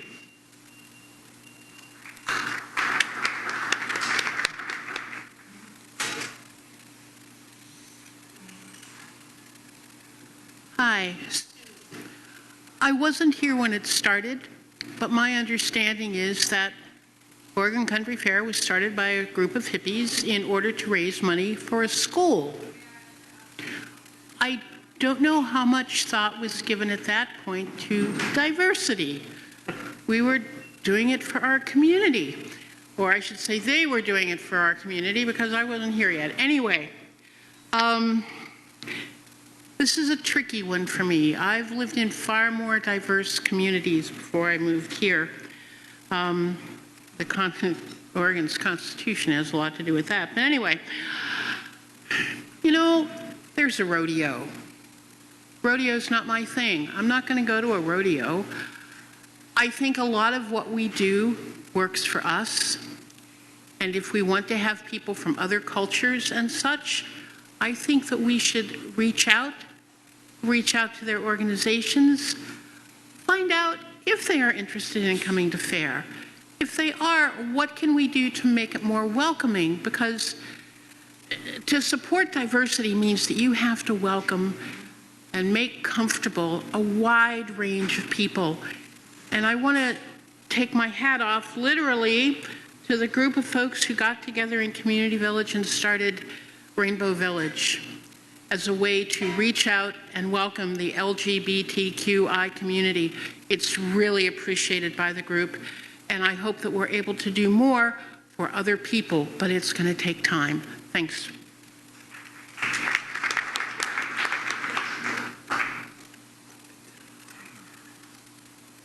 Tom Barr.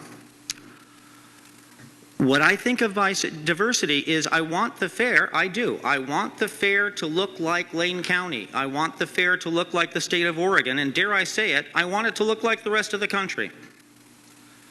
Yes, we do have to reach out to people, and in fact, on Diversity Committee, we do. But it hasn't been mentioned, so I'm going to say it. We are a country club. We are a very select group of people. And yes, anybody can show up who wants to. Anybody who can show up and volunteer, but you have to feel comfortable. If you want to show up at Recycling Crew, anybody can. But when you do, and you see all the faces, do you want to? So I'll tell you what the barrier is. It's white privilege. The barrier is the people who are favored at country fair are white cis males. And there are a lot of people, I dare say more than half the population, who do not feel safe at night at fair. I am committed on my crew that they feel safe. Everyone, whether you are female, whether you are a person of color, whether you're LGBTQ, I don't care. I want you to feel safe. And I want people who are in danger of that to feel unsafe. So I'll tell you, as short as I can, friend of mine, Saeed, person of color, he's not on our crew. Why? Because he got harassed off it. That will not happen.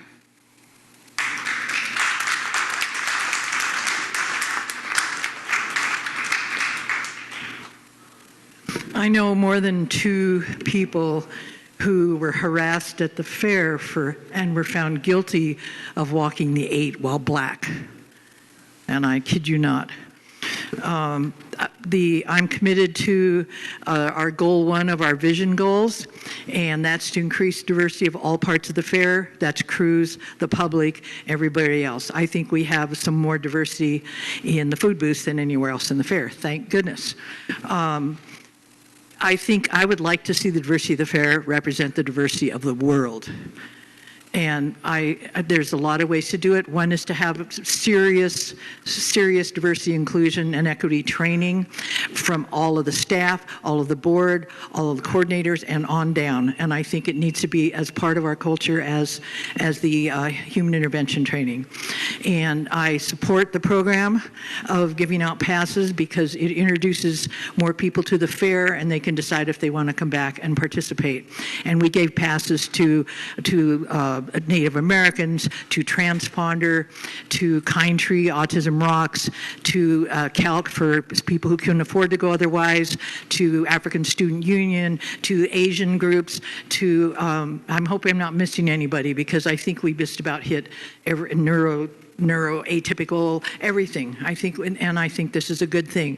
And people I noticed had little snide remarks about me saying reggae would bring more diversity, but if you've ever been to a reggae festival, more diverse than any place I've ever been.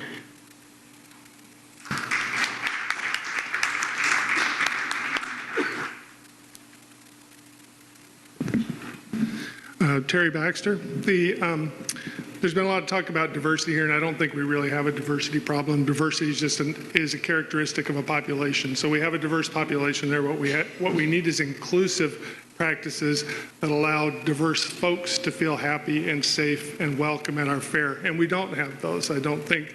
I mean, we certainly have some things in place, but we don't have cultural competency. We don't have a code of conduct that makes everyone feel safe. We need all of these things. And I think if we step back a little bit and see what inclusion and how it represents a diverse population is all about, it isn't just because we want to do something nice or we want to do something that is seemingly fair in our minds. What we're trying to do is build a connected world where people can connect to each other one-to-one in whatever setting that they want to. And it's not our place to tell people whether they should or shouldn't be at the fair. Our place is to remove barriers so if people want to come to the fair, they can come to the fair and feel safe and welcome there and can build a human connection with us. Human connection is a basis to peace in my mind. And if we're not building that, then we're wasting our time. We should be doing it at the fair. We should be doing it in our lives, in our communities, everywhere.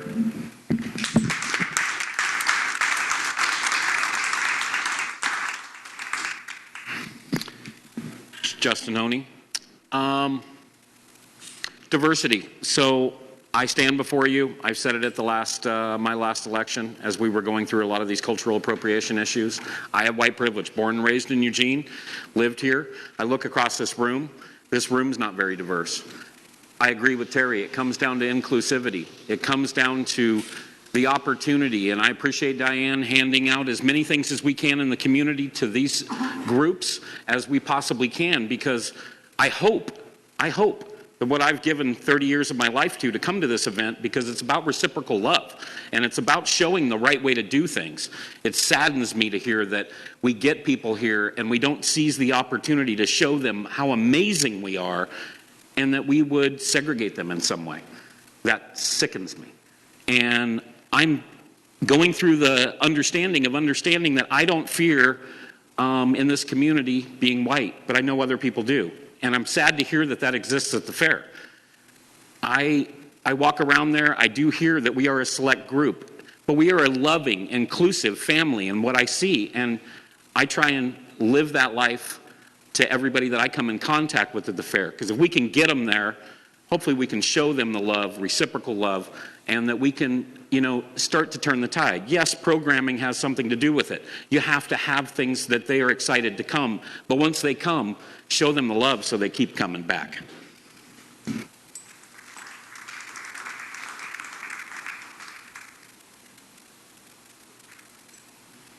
John Silvermoon.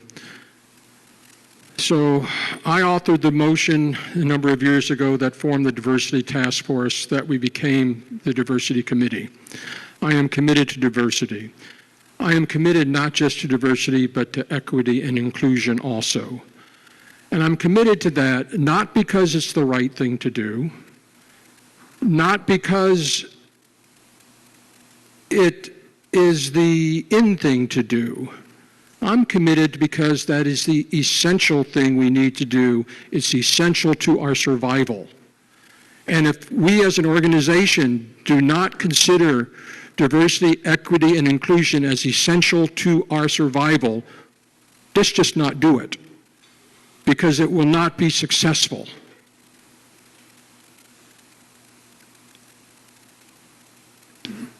This is not something that's going to be addressed by rules. It's not something that's going to be addressed by mandatory trainings. It's something that needs to be addressed by transforming people, transforming who we are. And that's something that in many ways has to be voluntary. And that's why the Diversity Committee and Task Force has emphasized the word learning opportunities and not training. We have to transform people.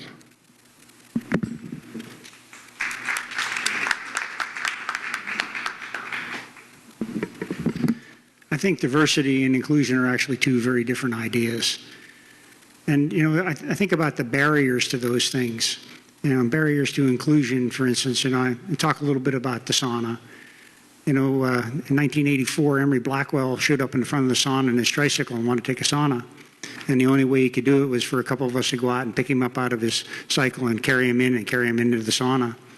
And Emery stuck around, and a couple of years later, we started making the ramp up to the front of the sauna, and it was our first effort at breaking down the barriers to Emery using the sauna.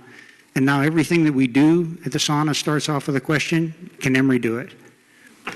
And so that's about breaking down those physical barriers, but there's also a whole lot of other barriers that we have to break down. And I think that's the things that are challenging. Those physical ones are easy, but how do we include people with intellectual disabilities, people that have sensory processing issues, people who are blind, people who are deaf? And going even beyond that, people that don't have the economics abilities to come to the fair, I think that one of the biggest barriers is just in how expensive it is to be there. And I think the very critical importance that, people need to feel safe. And this is an absolute passion of the sauna. So think about it, when are you more vulnerable than when you are naked with strangers? And you can come to the sauna and enjoy that experience, and you're safe there the whole time. And I think that's the kind of safety we have to promote in the fair. And it has to boil down to a change in culture where racism is not tolerated at any level.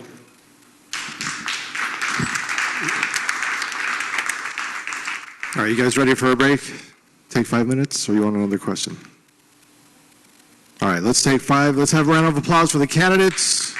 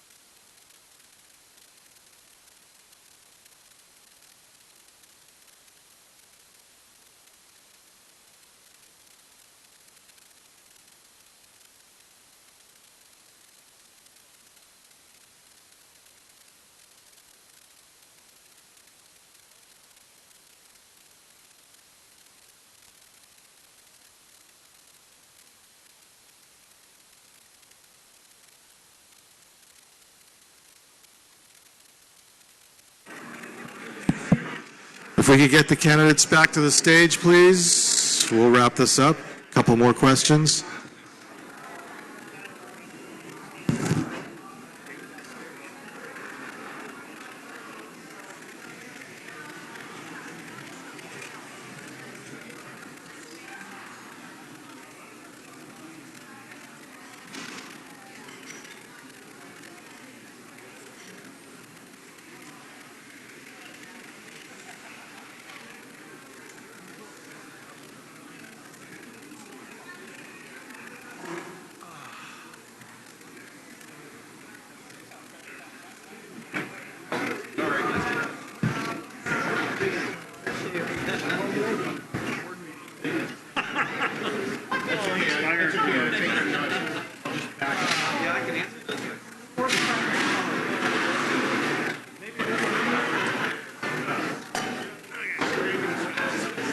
How to work that thing?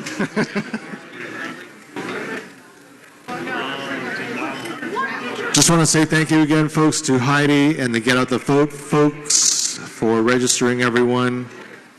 And also the annual meeting is Saturday, October the 19th at the Whitaker School at 6:30. Look different.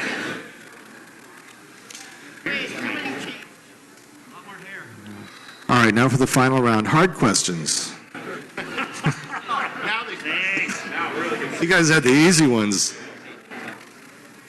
All right, we'll start off this round with Tom.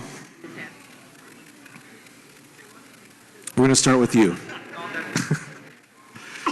Give a specific example of a decision you made that was not effective. Why do you think it was not effective, and what did you do when this realization was made? It's a funny story. So I've been turning compost for a really long time. In 2013, Andy Mann and I started talking and saying, hey, we're working in a mud pit. Why don't we get a concrete floor? It would make our job so much easier. And I started filing capital projects in 2014. And it didn't work. And it didn't work in 2015 either. So in 2016, I had a totally random conversation with Hillary Anthony, who said, this is never going to work. And I said, oh, gee whiz, no fooling. So we went back to the drawing board and tried again, failed again, and again, Hillary bailed me out. And what we ended up doing is saying, hey, look, a lot more people than Recycling Crew need to be on this decision. So let's bring it to people who have the authority over these things. Let's widen the conversation. Let's bring in all the stakeholders who are going to talk about this. Let's talk about it. A year later, we are on track to actually get a compost barn on Country Fair property. It's not going to be done as fast as I wanted it to be, but it's going to get done, and it's going to get done because we all worked on it together. Thank you.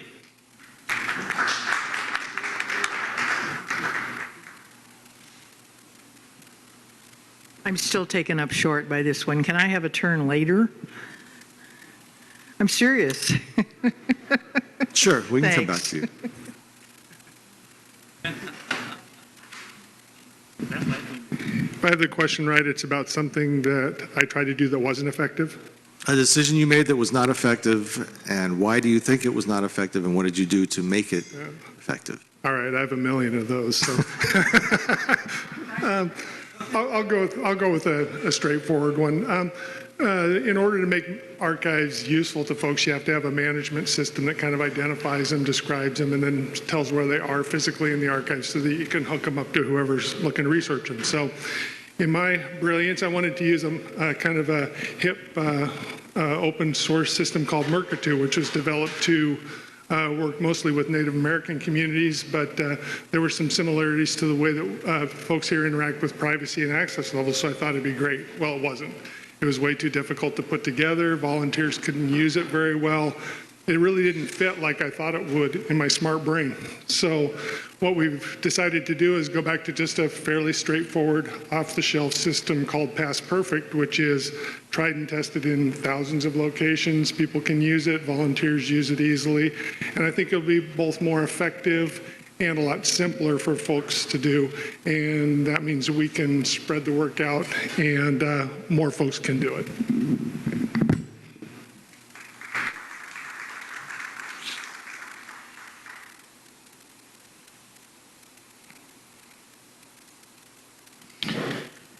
Justin Honey again.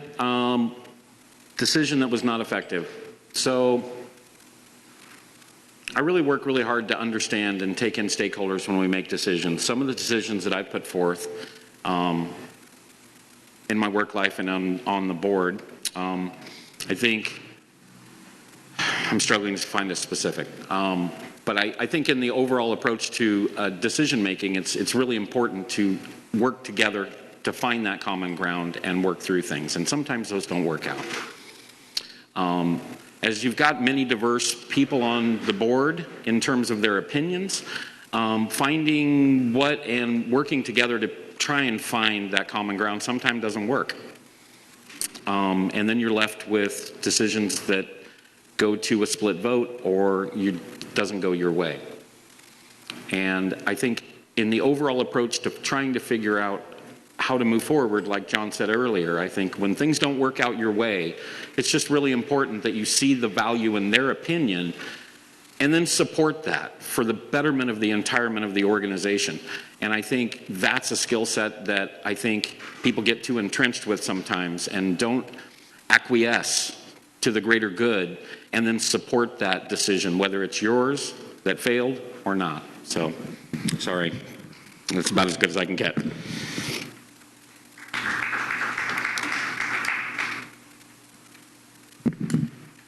John Silvermoon. So I hope everybody understands what a metaphor is, because in a way the answer I'm giving here is a metaphorical one. So I had a plumbing issue I had to deal with, and I looked at the tools I had, and I chose one that I thought would work. It did not work. I wasn't able to fix the problem. I went out and bought a plumber's wrench. I bought the right tool for the job and fixed the problem.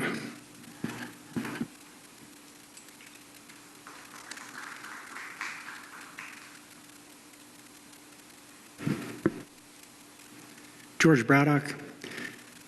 When we were originally going to put up the story pole, there was an area that was cleared due to a really severe ice storm in 2014. And that's where we did the initial carving of the pole. And later, when the pole didn't go up and moved across the street and we created the Story Pole Pavilion at that point, that piece of property was still available for use. And so we started to do the things that the sauna does in nearby properties and created seating areas and some garden things and kind of moved in that direction. And we were informed that that wasn't for us to do, that it was really the community's parcel and that it needed to be engaged with by the larger community in terms of what its future was going to be. And so a couple of years went by and we remained engaged and were looking for opportunities to collaborate. And this year that opportunity showed up, and the 50th anniversary committee was looking for a place to do craft demonstrations, and we made some modifications to the park and then completely supported that idea. And so now it's now a major part of the fair and has been totally integrated and has done, I think, a higher calling, if you will, than what we had in mind for it originally.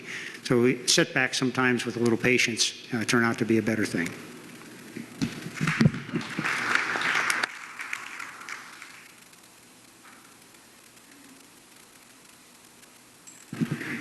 I'm going to go with Chewy this time. So I'm not sure if this really addresses the question, but as a Vegmanic, and when I first got on the Vegmanics, which was I was one of the original people on the crew before we ever became a crew, we used to weave trees, and this is at the country fair. And some 20 plus years later, I became the coordinator of the crew. And I had to go in and cut out all the stuff that we killed by weaving. It was such a good idea. And it didn't work. And so I think my answer to this question is accepting when you're wrong. I think that that's the best answer. Acceptance of when something you've done doesn't work. Trying to figure out a new option is always a good idea, but accepting what you've done for what you've done, that's something that is probably the tantamount point of this, and the Vegemanic example is a good example of how I realized we didn't have a very good idea. Thank you.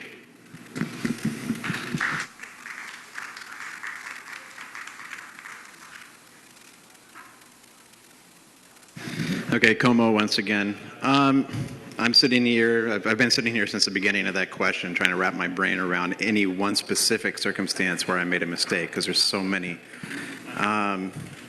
So rather than just hone in on actually one example, because I don't want to ask for more time to think about it, I will just get to the heart of it and state that in any given circumstance, in any given situation where you've made a wrong choice and that's led to something not going the way you hoped it would, it's paramount that you're able to acknowledge your part in that process and where you made that mistake, and acknowledge it, accept it, and move on. By recognizing the things that you've done wrong, that's the only way you can correct it and try again and succeed the next time around. I believe that there are many, many different ways that any number of things can be accomplished, but not owning your mistakes just leads you to repeating them over and over and over again. Thank you.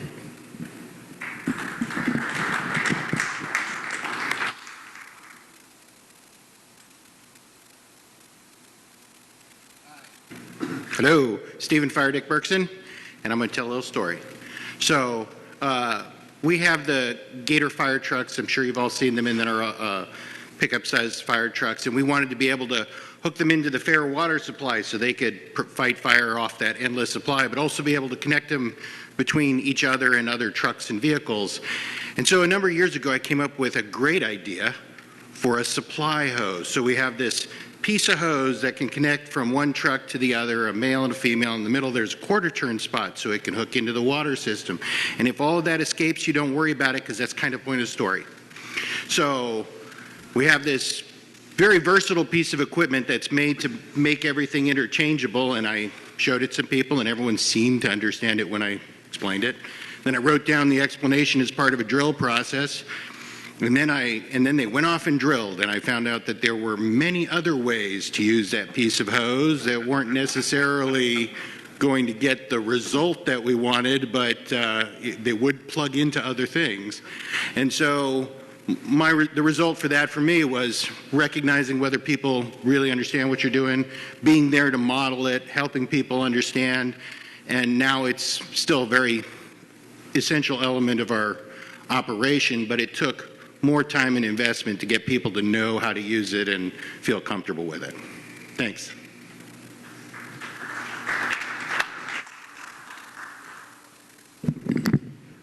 Palmer, could you repeat, please? Sure.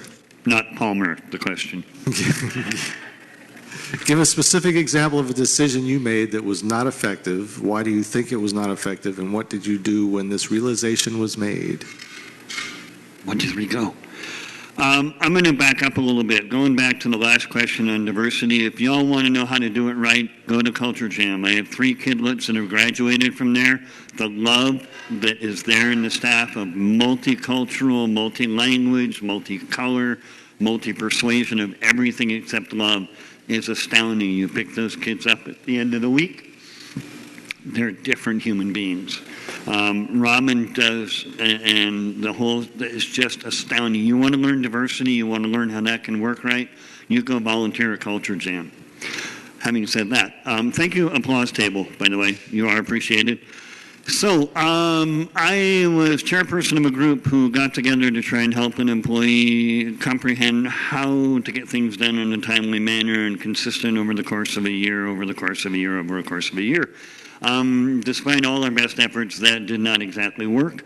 The employee moved on over time, and there are those of us who are still working on making sure that things happen when they should happen consistently, like you do a timeline calendar. This has to happen now, so before then you want to get this done to get that done, before then you want to get this done to get that done.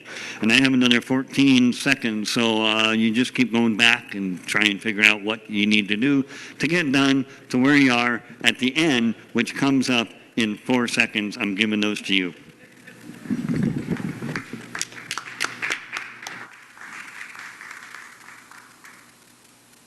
Paxton Hogue. I'm going to pick streaming the board meetings.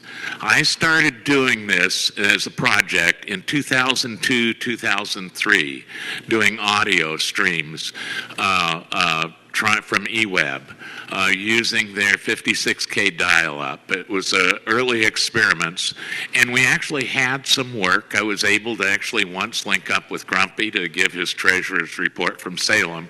But all in all, the concept kind of failed, in major part because of eWeb's limited support ability to do this. And so I kind of gave up on the project for a while. And then Shumley got elected, and he got a motion passed to get the to be able to video record the board meetings. And so later, when I was reelected in 2005, I started to work on this project again. And using that motion as a basis, I then took it and we set up several experiments using GoPro equipment and some volunteer help. It was difficult for me to do it because I was out in front of the camera, but I helped set up the systems to do that and recruited Jamie to really do the recordings and doing the uploads. And it took him a week at a time to get those meetings up and online. The real success came when we developed an eBay account and moved to a streaming system, which we're using now, and it really works well. So it's been a long, hard process of several years, but now it works.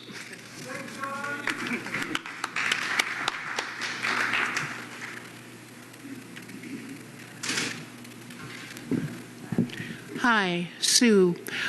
So I'm a member of Growers Market Food Buying Club. This is a member-owned, all-volunteer food buying club, and we've been around almost as long as FAIR. I've been involved in growers longer than I've been in FAIR.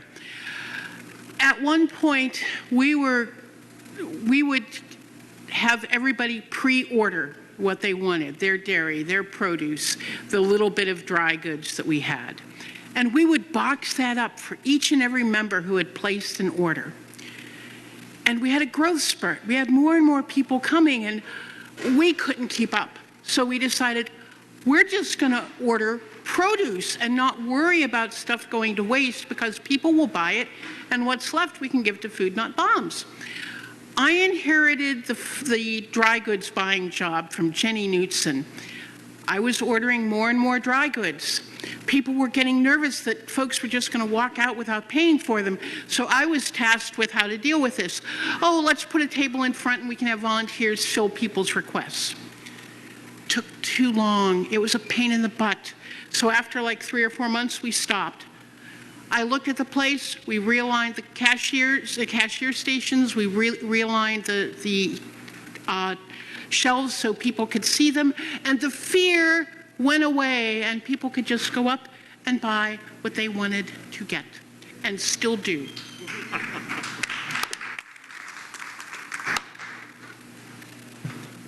Thanks for having guidelines instead of rules. My Rolodex in my head was going through decisions like crazy, but I'm going to share one that's the community village, the way the council has chosen. We have guidelines that if you want to be on council, that preferably you have been a coordinator of a booth in the past. And in the last few years, we've had a little wiggle room, and consequently, we've had some problems with that. And because we are a consensus group, all I can do in my position is to remind people every time that in our guidelines, this is what it says. And that's all I have to say about that.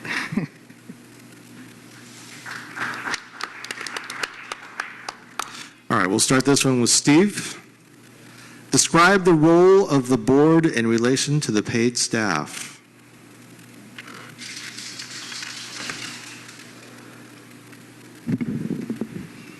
Well, I think the board supervises the executive director, and the executive director supervises the paid staff.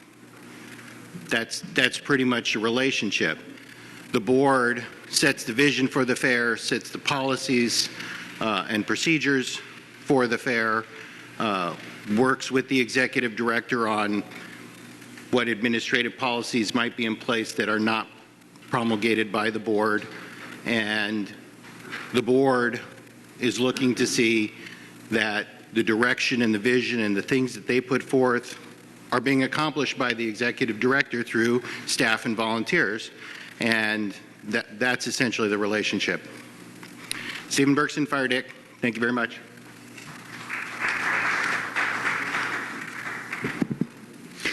Palmer, I think the answer to that question is very much in flux at this point. We have paid staff. We had what is an a policy board policy. And the staff would support the board would support the staff.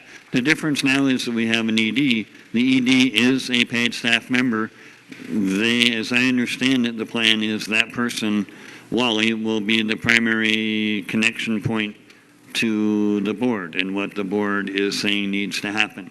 Wally is going to be the primary person dealing with employee relations, employee problems, and that kind of thing, where the board used to be involved, as in the board was in essence, the ultimate hiring authority. I believe, and no longer will be. It will be a very interesting thing to try and have work as smoothly as possible and get as much understanding as possible. Even the org chart is up in the air, or at least an org chart is up in the air at the moment.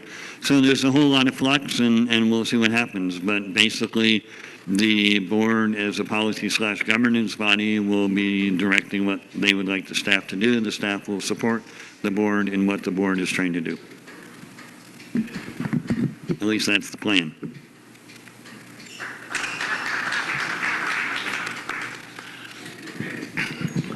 Paxton.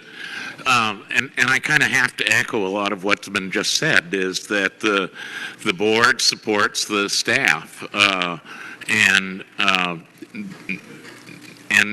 manages it basically now through the executive director.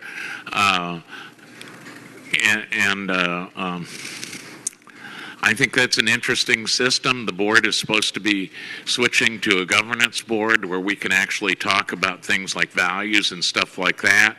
Once we identify that kind of working with the membership and the family to identify values and what we want to do, and then we kind of direct the executive director to do that, to follow those policy guidelines and review his work. I find it pretty simple, to be honest. I don't have any trouble with it. I like the way it works.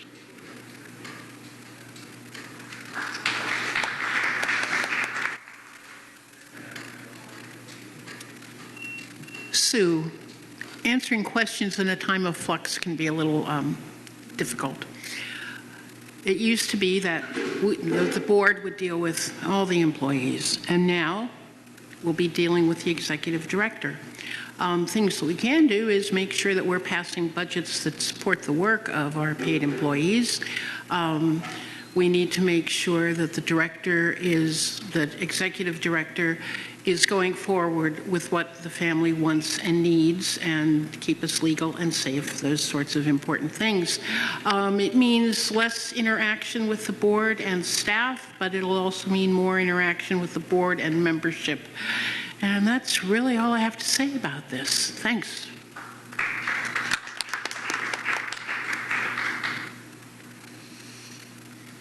Tom Barr. I think we're covering it. The board makes policy. Management, especially as personified by ED, then performs the operations. So, for example, in order to have our compost barn, it was necessary for the board to make a policy that they wanted one. Without that, management can't move. So, got the policy that allowed us to continue to go forward with this particular operation. The other thing that the board does is that they have overview. That is to say, management takes care of operations. There will be a point, I am sure, where all this is reviewed, and it is the board that makes decisions about management and about the job that they have done. It's a collaborative thing. It looks like it's top down, but to tell you the truth, it's driven by us. We're the ones who ask the board to make policy. We're the ones who actually do things and provide the means for operation.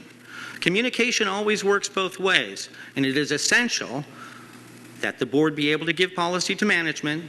It's also essential that membership remember, we have an obligation to inform people how things work for us. Thank you.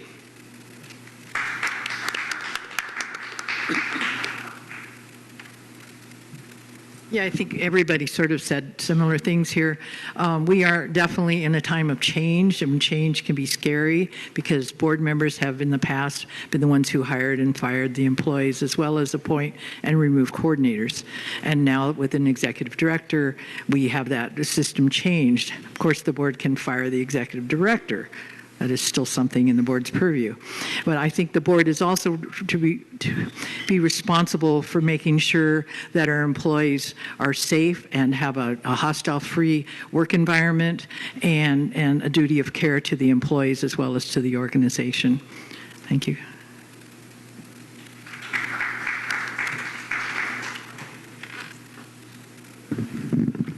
Terry Baxter. I guess I'll just say ditto. One thing I could add to this is I think one thing that hasn't been mentioned is that the board is the elected representative of Fair Family, and so Fair Family has a direct input into the board in that way, and that should be reflected in policy and procedure that then the operations staff carries out.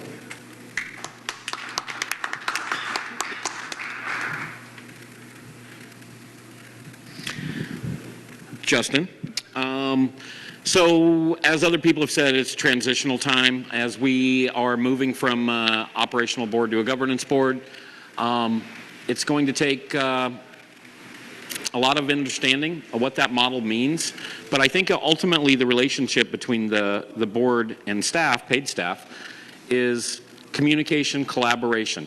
As the opportunity to present feedback from the membership comes to the board, it's our job to have a communication and a dialogue with the executive director and the rest of the staff in order to hopefully come out ways collaboratively to push forward change and input and turn that in. But what's exciting to me about a governance board is it should produce us with the ability to step back and not micromanage our staff and impose but rather work together and spend some time on some long-term planning, looking out, sitting back, not being so into the minutia of the day-to-day. And a governance board trusts its staff to be able and supports them in order to give them recommendations and then watch them carry it out. And that is a big difference from what we've done in the past. And I'm really excited about the opportunity as a board to be able to step back and have that opportunity to be able to trust staff, oversee obviously the executive director and the lead professional, but to be able to vision and take input from our family.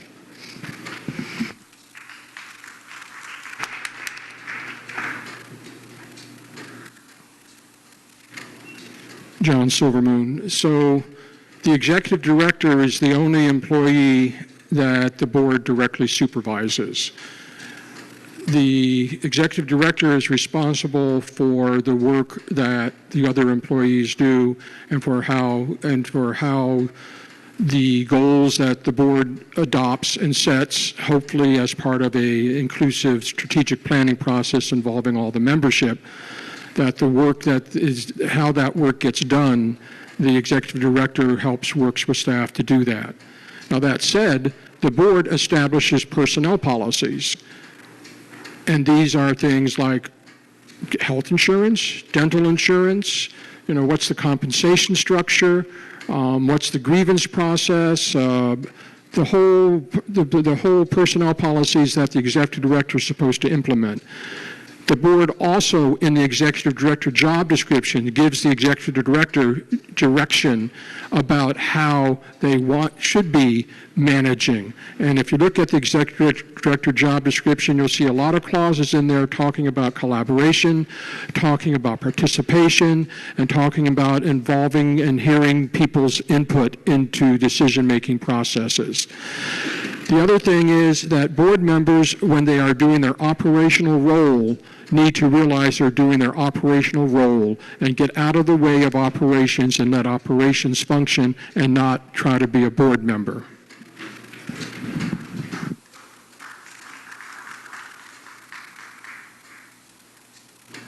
The board of directors is the ultimate legally responsible entity of the fair.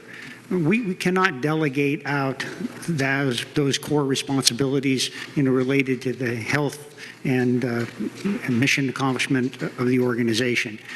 In this new structure with the governance board, we've hired an executive director. It is our job to oversee that executive director to put the policies and goals in place that, in this case, Wally will be implementing. And it's contingent upon us to do annual and other periodic evaluations of that person's work. It does not relieve us of the responsibility of making sure that the work that he's doing is in keeping with the law and is in the best interest of the organization. So although the board no longer would have direct supervision of the staff, and we continue to be charged with the responsible care and procedures with that staff.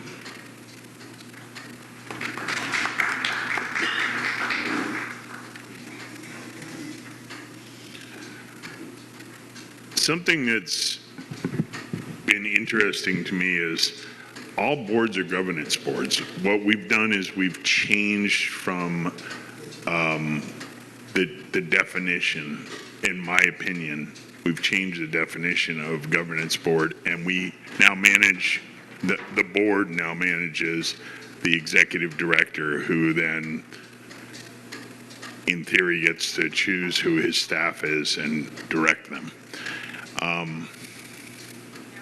One of the interesting things about the new board dynamic of governance is the interpretation of what that means.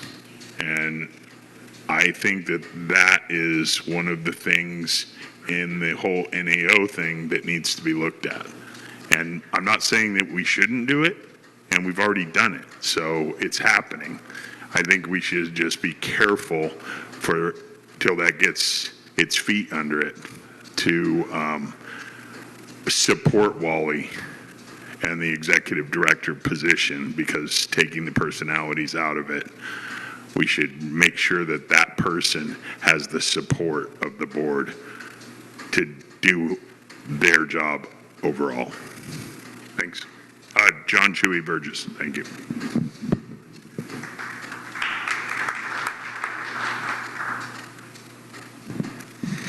Okay, so Como, once again, I believe that the relationship between the board and staff also has to include the relationship with the membership. Because the governance board's job is to set the policies and procedures for management to implement. And in order for us to be able to create those policies and procedures, we have to work with the membership and hear their words on those issues while we develop them. That being said, once we pass those policies and procedures down to the executive director, it's then their job to ensure that management below them is actually doing the job they're supposed to do and doing it in the right way. So a lot of this comes back to accountability. It's the board of directors' responsibility to ensure that the executive director is held accountable when it comes to fulfilling their job description, just as it's the executive director's responsibility to hold management accountable when it comes to implementing their job responsibilities. And as a board member, or as a board, it is incumbent upon the board to do that in a way that allows a membership to feel comfortable with being heard and being able to participate. Otherwise, the membership will hold the board accountable and vote them out and replace them with somebody who may be more accountable. Thank you. All right, we got time for one more question. We're going to take one that was submitted by the audience. We'll have Terry start this round. Your thoughts on creating employment and development of green alternative technologies and spreading that knowledge to other communities. What are your thoughts?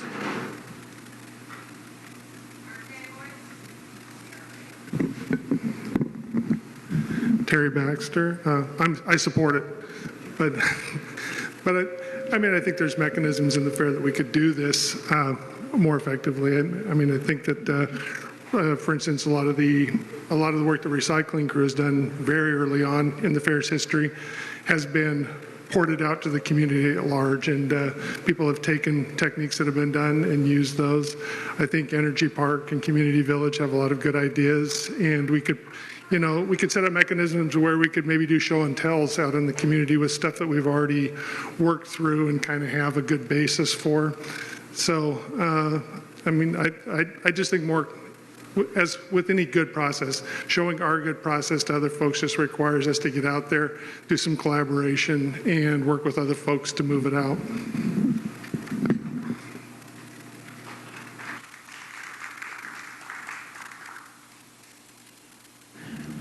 Justin, so this is really pertinent right now. As we look at some of our charges as an organization, whether it be, 7-generation outlook, or whether or not the carbon neutral measure that hopefully we put together a group of people to look at and do a carbon footprint assessment for the organization.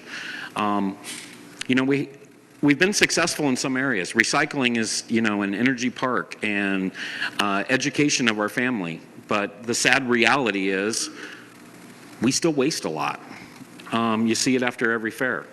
We bring a lot, we leave a lot, and we need to be better. We can be the shining model on the hill as an organization for how to do this right. And hopefully, as we look at what it means to be carbon neutral, which hopefully doesn't include, paying for trades for our carbon footprint, that we can truly find ways to get to zero waste as an organization. It's a lofty goal. I think we've got the people, but we need to buy into it, every individual, to do it the right way. And it's a big charge. Hopefully we can get there, and hopefully we can be a model not just for us, for festivals, but for society, and be able to reach out and educate the community how to do it right. We've done a lot of amazing things, and we have a lot of work to go. So, thank you.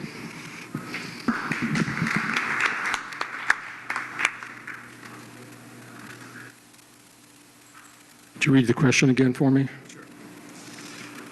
Your thoughts on creating employment and development of green alternative technologies and spreading that knowledge to other communities. Okay, John Silvermoon. There are some things the fair does well. There are a lot of things the fair has a lot of ways to go in terms of green technologies. I'm amazed at the amount of internal combustion engines we still have out at the fair, and that the ever-increasing numbers of golf carts that we have, where people used to walk.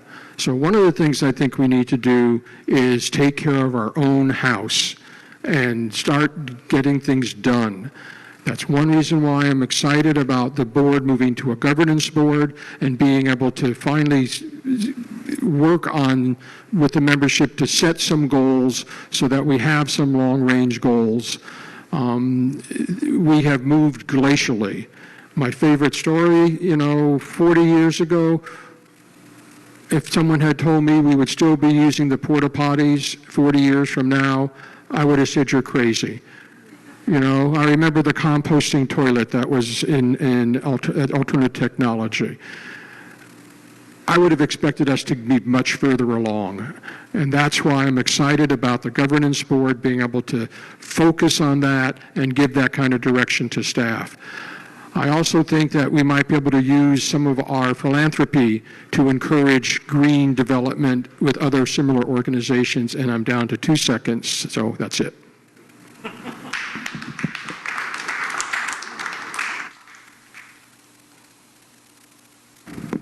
there's certainly a lot left to do in this front. I know the recent passing of the new carbon neutral strategy over the next 50 years is an important step in that direction. But I think the fair deserves a lot of credit because I think this has been on people's mind as long as I've been around. I can remember, back in the days when, we were reluctant to bring power, down into the 8. And there was evaluation of those usages, and I think we've made steps to make that more possible and more green. I see continuing expansion of the use of solar technologies now more and more at the stages. I think there was an incredible effort to deal with the silverware, for instance, and being able to clean it up, get rid of a lot of the disposables that were happening. I think there's a lot of credit that should already go to the work that we've been doing. I think it's been on our mind. It shows up in our stewardship. So, this is about stepping on the accelerator and doing some more things. I think we need to, move forward carefully. Definitely electric vehicles are in our future, but just taking a look at what we have and, make incremental steps.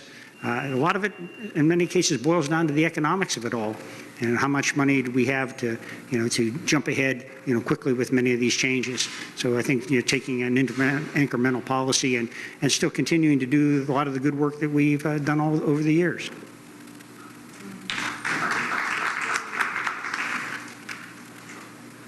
Can I get you to repeat that? Sure. Your thoughts on creating employment and development of green alternative technologies and spreading that knowledge to other communities.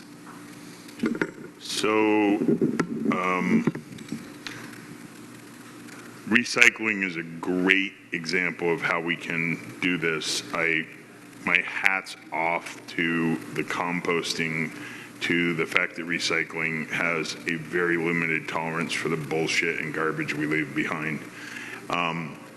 That said, I'm a member of something called the Global Footprint Network, and as of July 29th this year, we reached the carbon footprint that we've used. We are now actually using more carbon than we're sequestering, and that happened months ago, and we're still got 3 months to go in the year, and they're saying that we will actually overuse next year's budget before the end of this year and the carbon use. So an implementation thing is to work very hard on our carbon sequestration and carbon work towards a carbon neutral fair.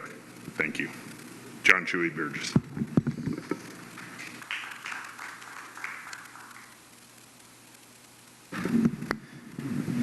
Como once again.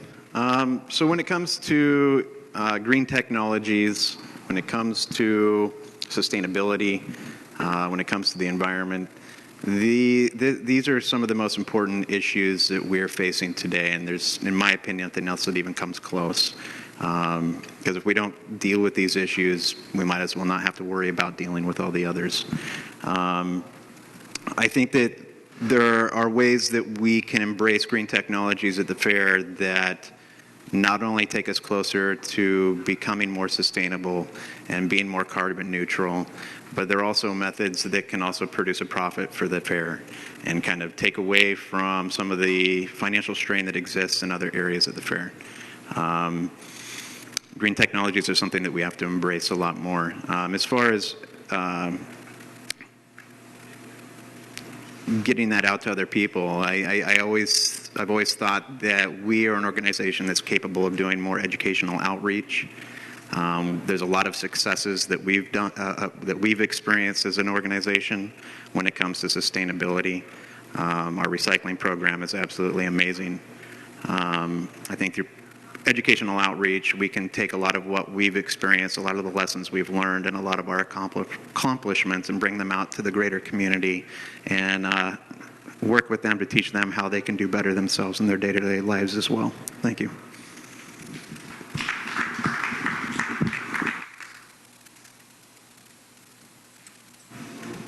Hi, Stephen Fire Dick Berkson, and I would go back to my opening statement invoking the vision of Bill Wooten about what we do, and that's what I think we can do more of. So we've done many great things in recycling and solar use and other innovations. I think that we can expand on that. I've talked to people who have ideas about sustainable farming. Can we do some educational projects with the property and the resources that we have on sustainable farming, on energy use? And it doesn't just have to be green technology, it has to be the things that surround our mission.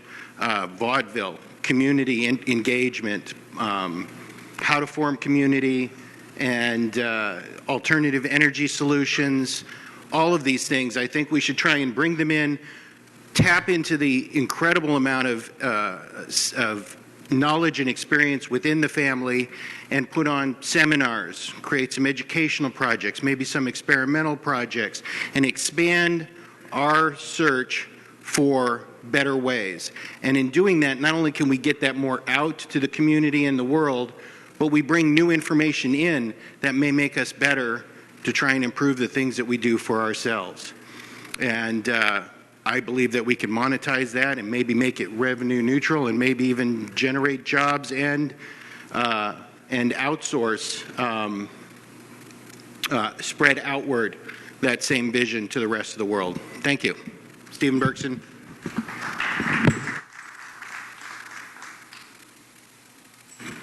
Palmer, I wouldn't limit it to green. I think the fair has a potential for going across a whole spectrum of things. There's rain in Eugene. I don't mean the restaurant. I don't mean the wetness. It's an incubator. It's like Sprout in Springfield, which is an incubator. The fair could certainly be an incubator. I think if there were people that wanted to be involved in that in the fair, I bet the board would support it. Interested people coming together. I'll tell you one thing that's a little sideways. I think part of what would make that work a lot better is once we get a new fair office. I don't know how many of you have been upstairs in the current office. There's a very small living room. 3 of our managers are working in that space. It boggles the mind. We need a new fair office. In that fair office, we can have meeting spaces. We could have a place where someone could come and sit and do some of that kind of, reach out and expand our. Remember, we exist for educational purposes. That would be a great education. The winery, we have a great place where we can do all sorts of stuff in the dirt and turn it into an educational environment. We have so many resources, not just Community Village and Energy Park, but within this room, for instance, there are people that have all sorts of skill sets that can go forth and create a better world, dare I say, a better universe.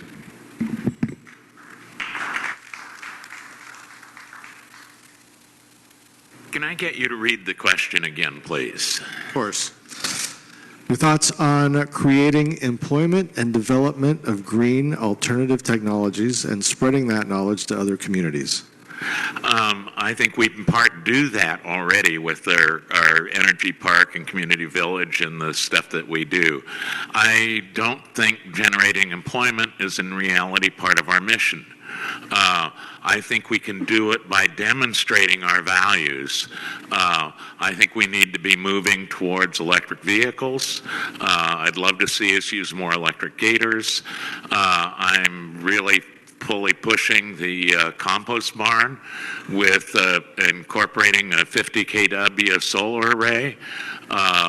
And so that we can, offset some of our use of electricity.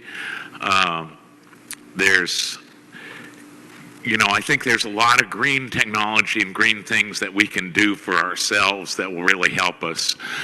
The winery is also a future growth site that we really need to have a fair-wide membership, board membership sit down talking about what we're doing there and where we're going there. But in general, I don't think we're really set up to generate employment for others. I think we'd best do it by demonstrating what we can do for ourselves and using the fair as the event that shows it off. Thank you.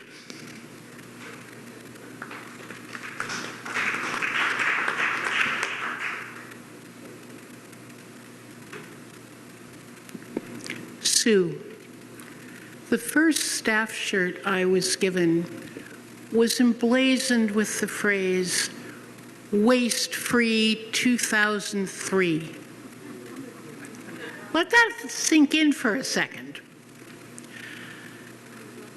We've done a lot as far as our recycling and how we use energy and our solar arrays and all of that. We have so much more we have to do as far as getting this information out to the greater world. We do have the resources at Energy Park and Community Village, and we could partner with other organizations who already do this. Through funding or through our volunteer energies, we could help those organizations achieve things that would lead to employment. But that's doing it just as fair, I don't think is part of our mission. I think we do a lot better when we look to the folks who have the knowledge and work with them. I want to see us do so much better with the pack it in, pack it out, the travel, all of that. When I was a kid back in the 60s, I had a button that said, "Live simply so others can simply live." I'd like to get back towards that.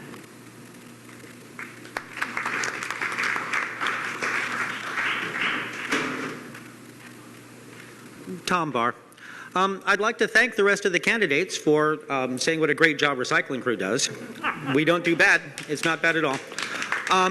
And I'd especially like to thank Paxton because it's Paxton's idea to put solar arrays on the compost barn, which is a brilliant idea. We would also like to use gray water as a way of helping our compost problem. There are a lot of things that we can do. So basically, yes, yes, yes. There is a lot we have that we can showcase now. We can do a whole lot better.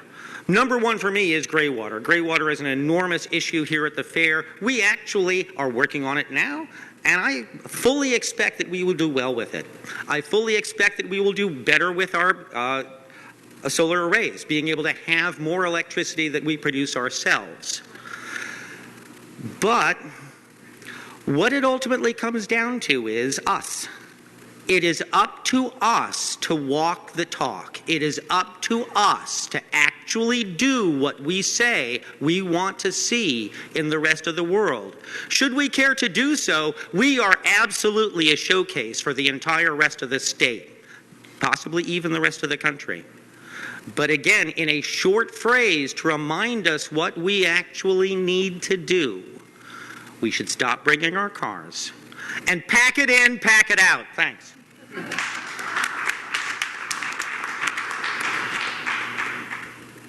Yeah, this is Diane. I hope everybody holds all these thoughts for when our planning process starts. We have a climate crisis, and I don't think it's about necessarily just starting to use green technology. I think we have to use less technology, and I think that we need to be educating people about alternative lifestyles that just might save us, because I've heard that in 10 years it's going to be too late. And I think we can put together like a bus that runs on the fat from fast food places and has solar arrays on it and has all the educational ideas that we already have, that we know about alternative lifestyles, and we can take that bus to Mall here, take that bus to all the places in Oregon where so people can start really seeing what it is like to lead a different kind of lifestyle that's not based on consumption. Because even using electric cars, that's still consumption. And I just think that it has to happen fast. We have to recognize it. And I can't believe that recycling is still taking our garbage. Why don't we have to take it home? Why don't you refuse to take the garbage of the Fair family? And just make us take ours back. Mine's just a little bag, so I can say that. But I just think that we have got to get up our game in this, and we can't just diddle around anymore, because the climate crisis is real.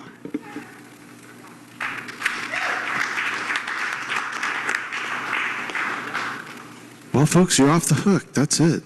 That was our last question.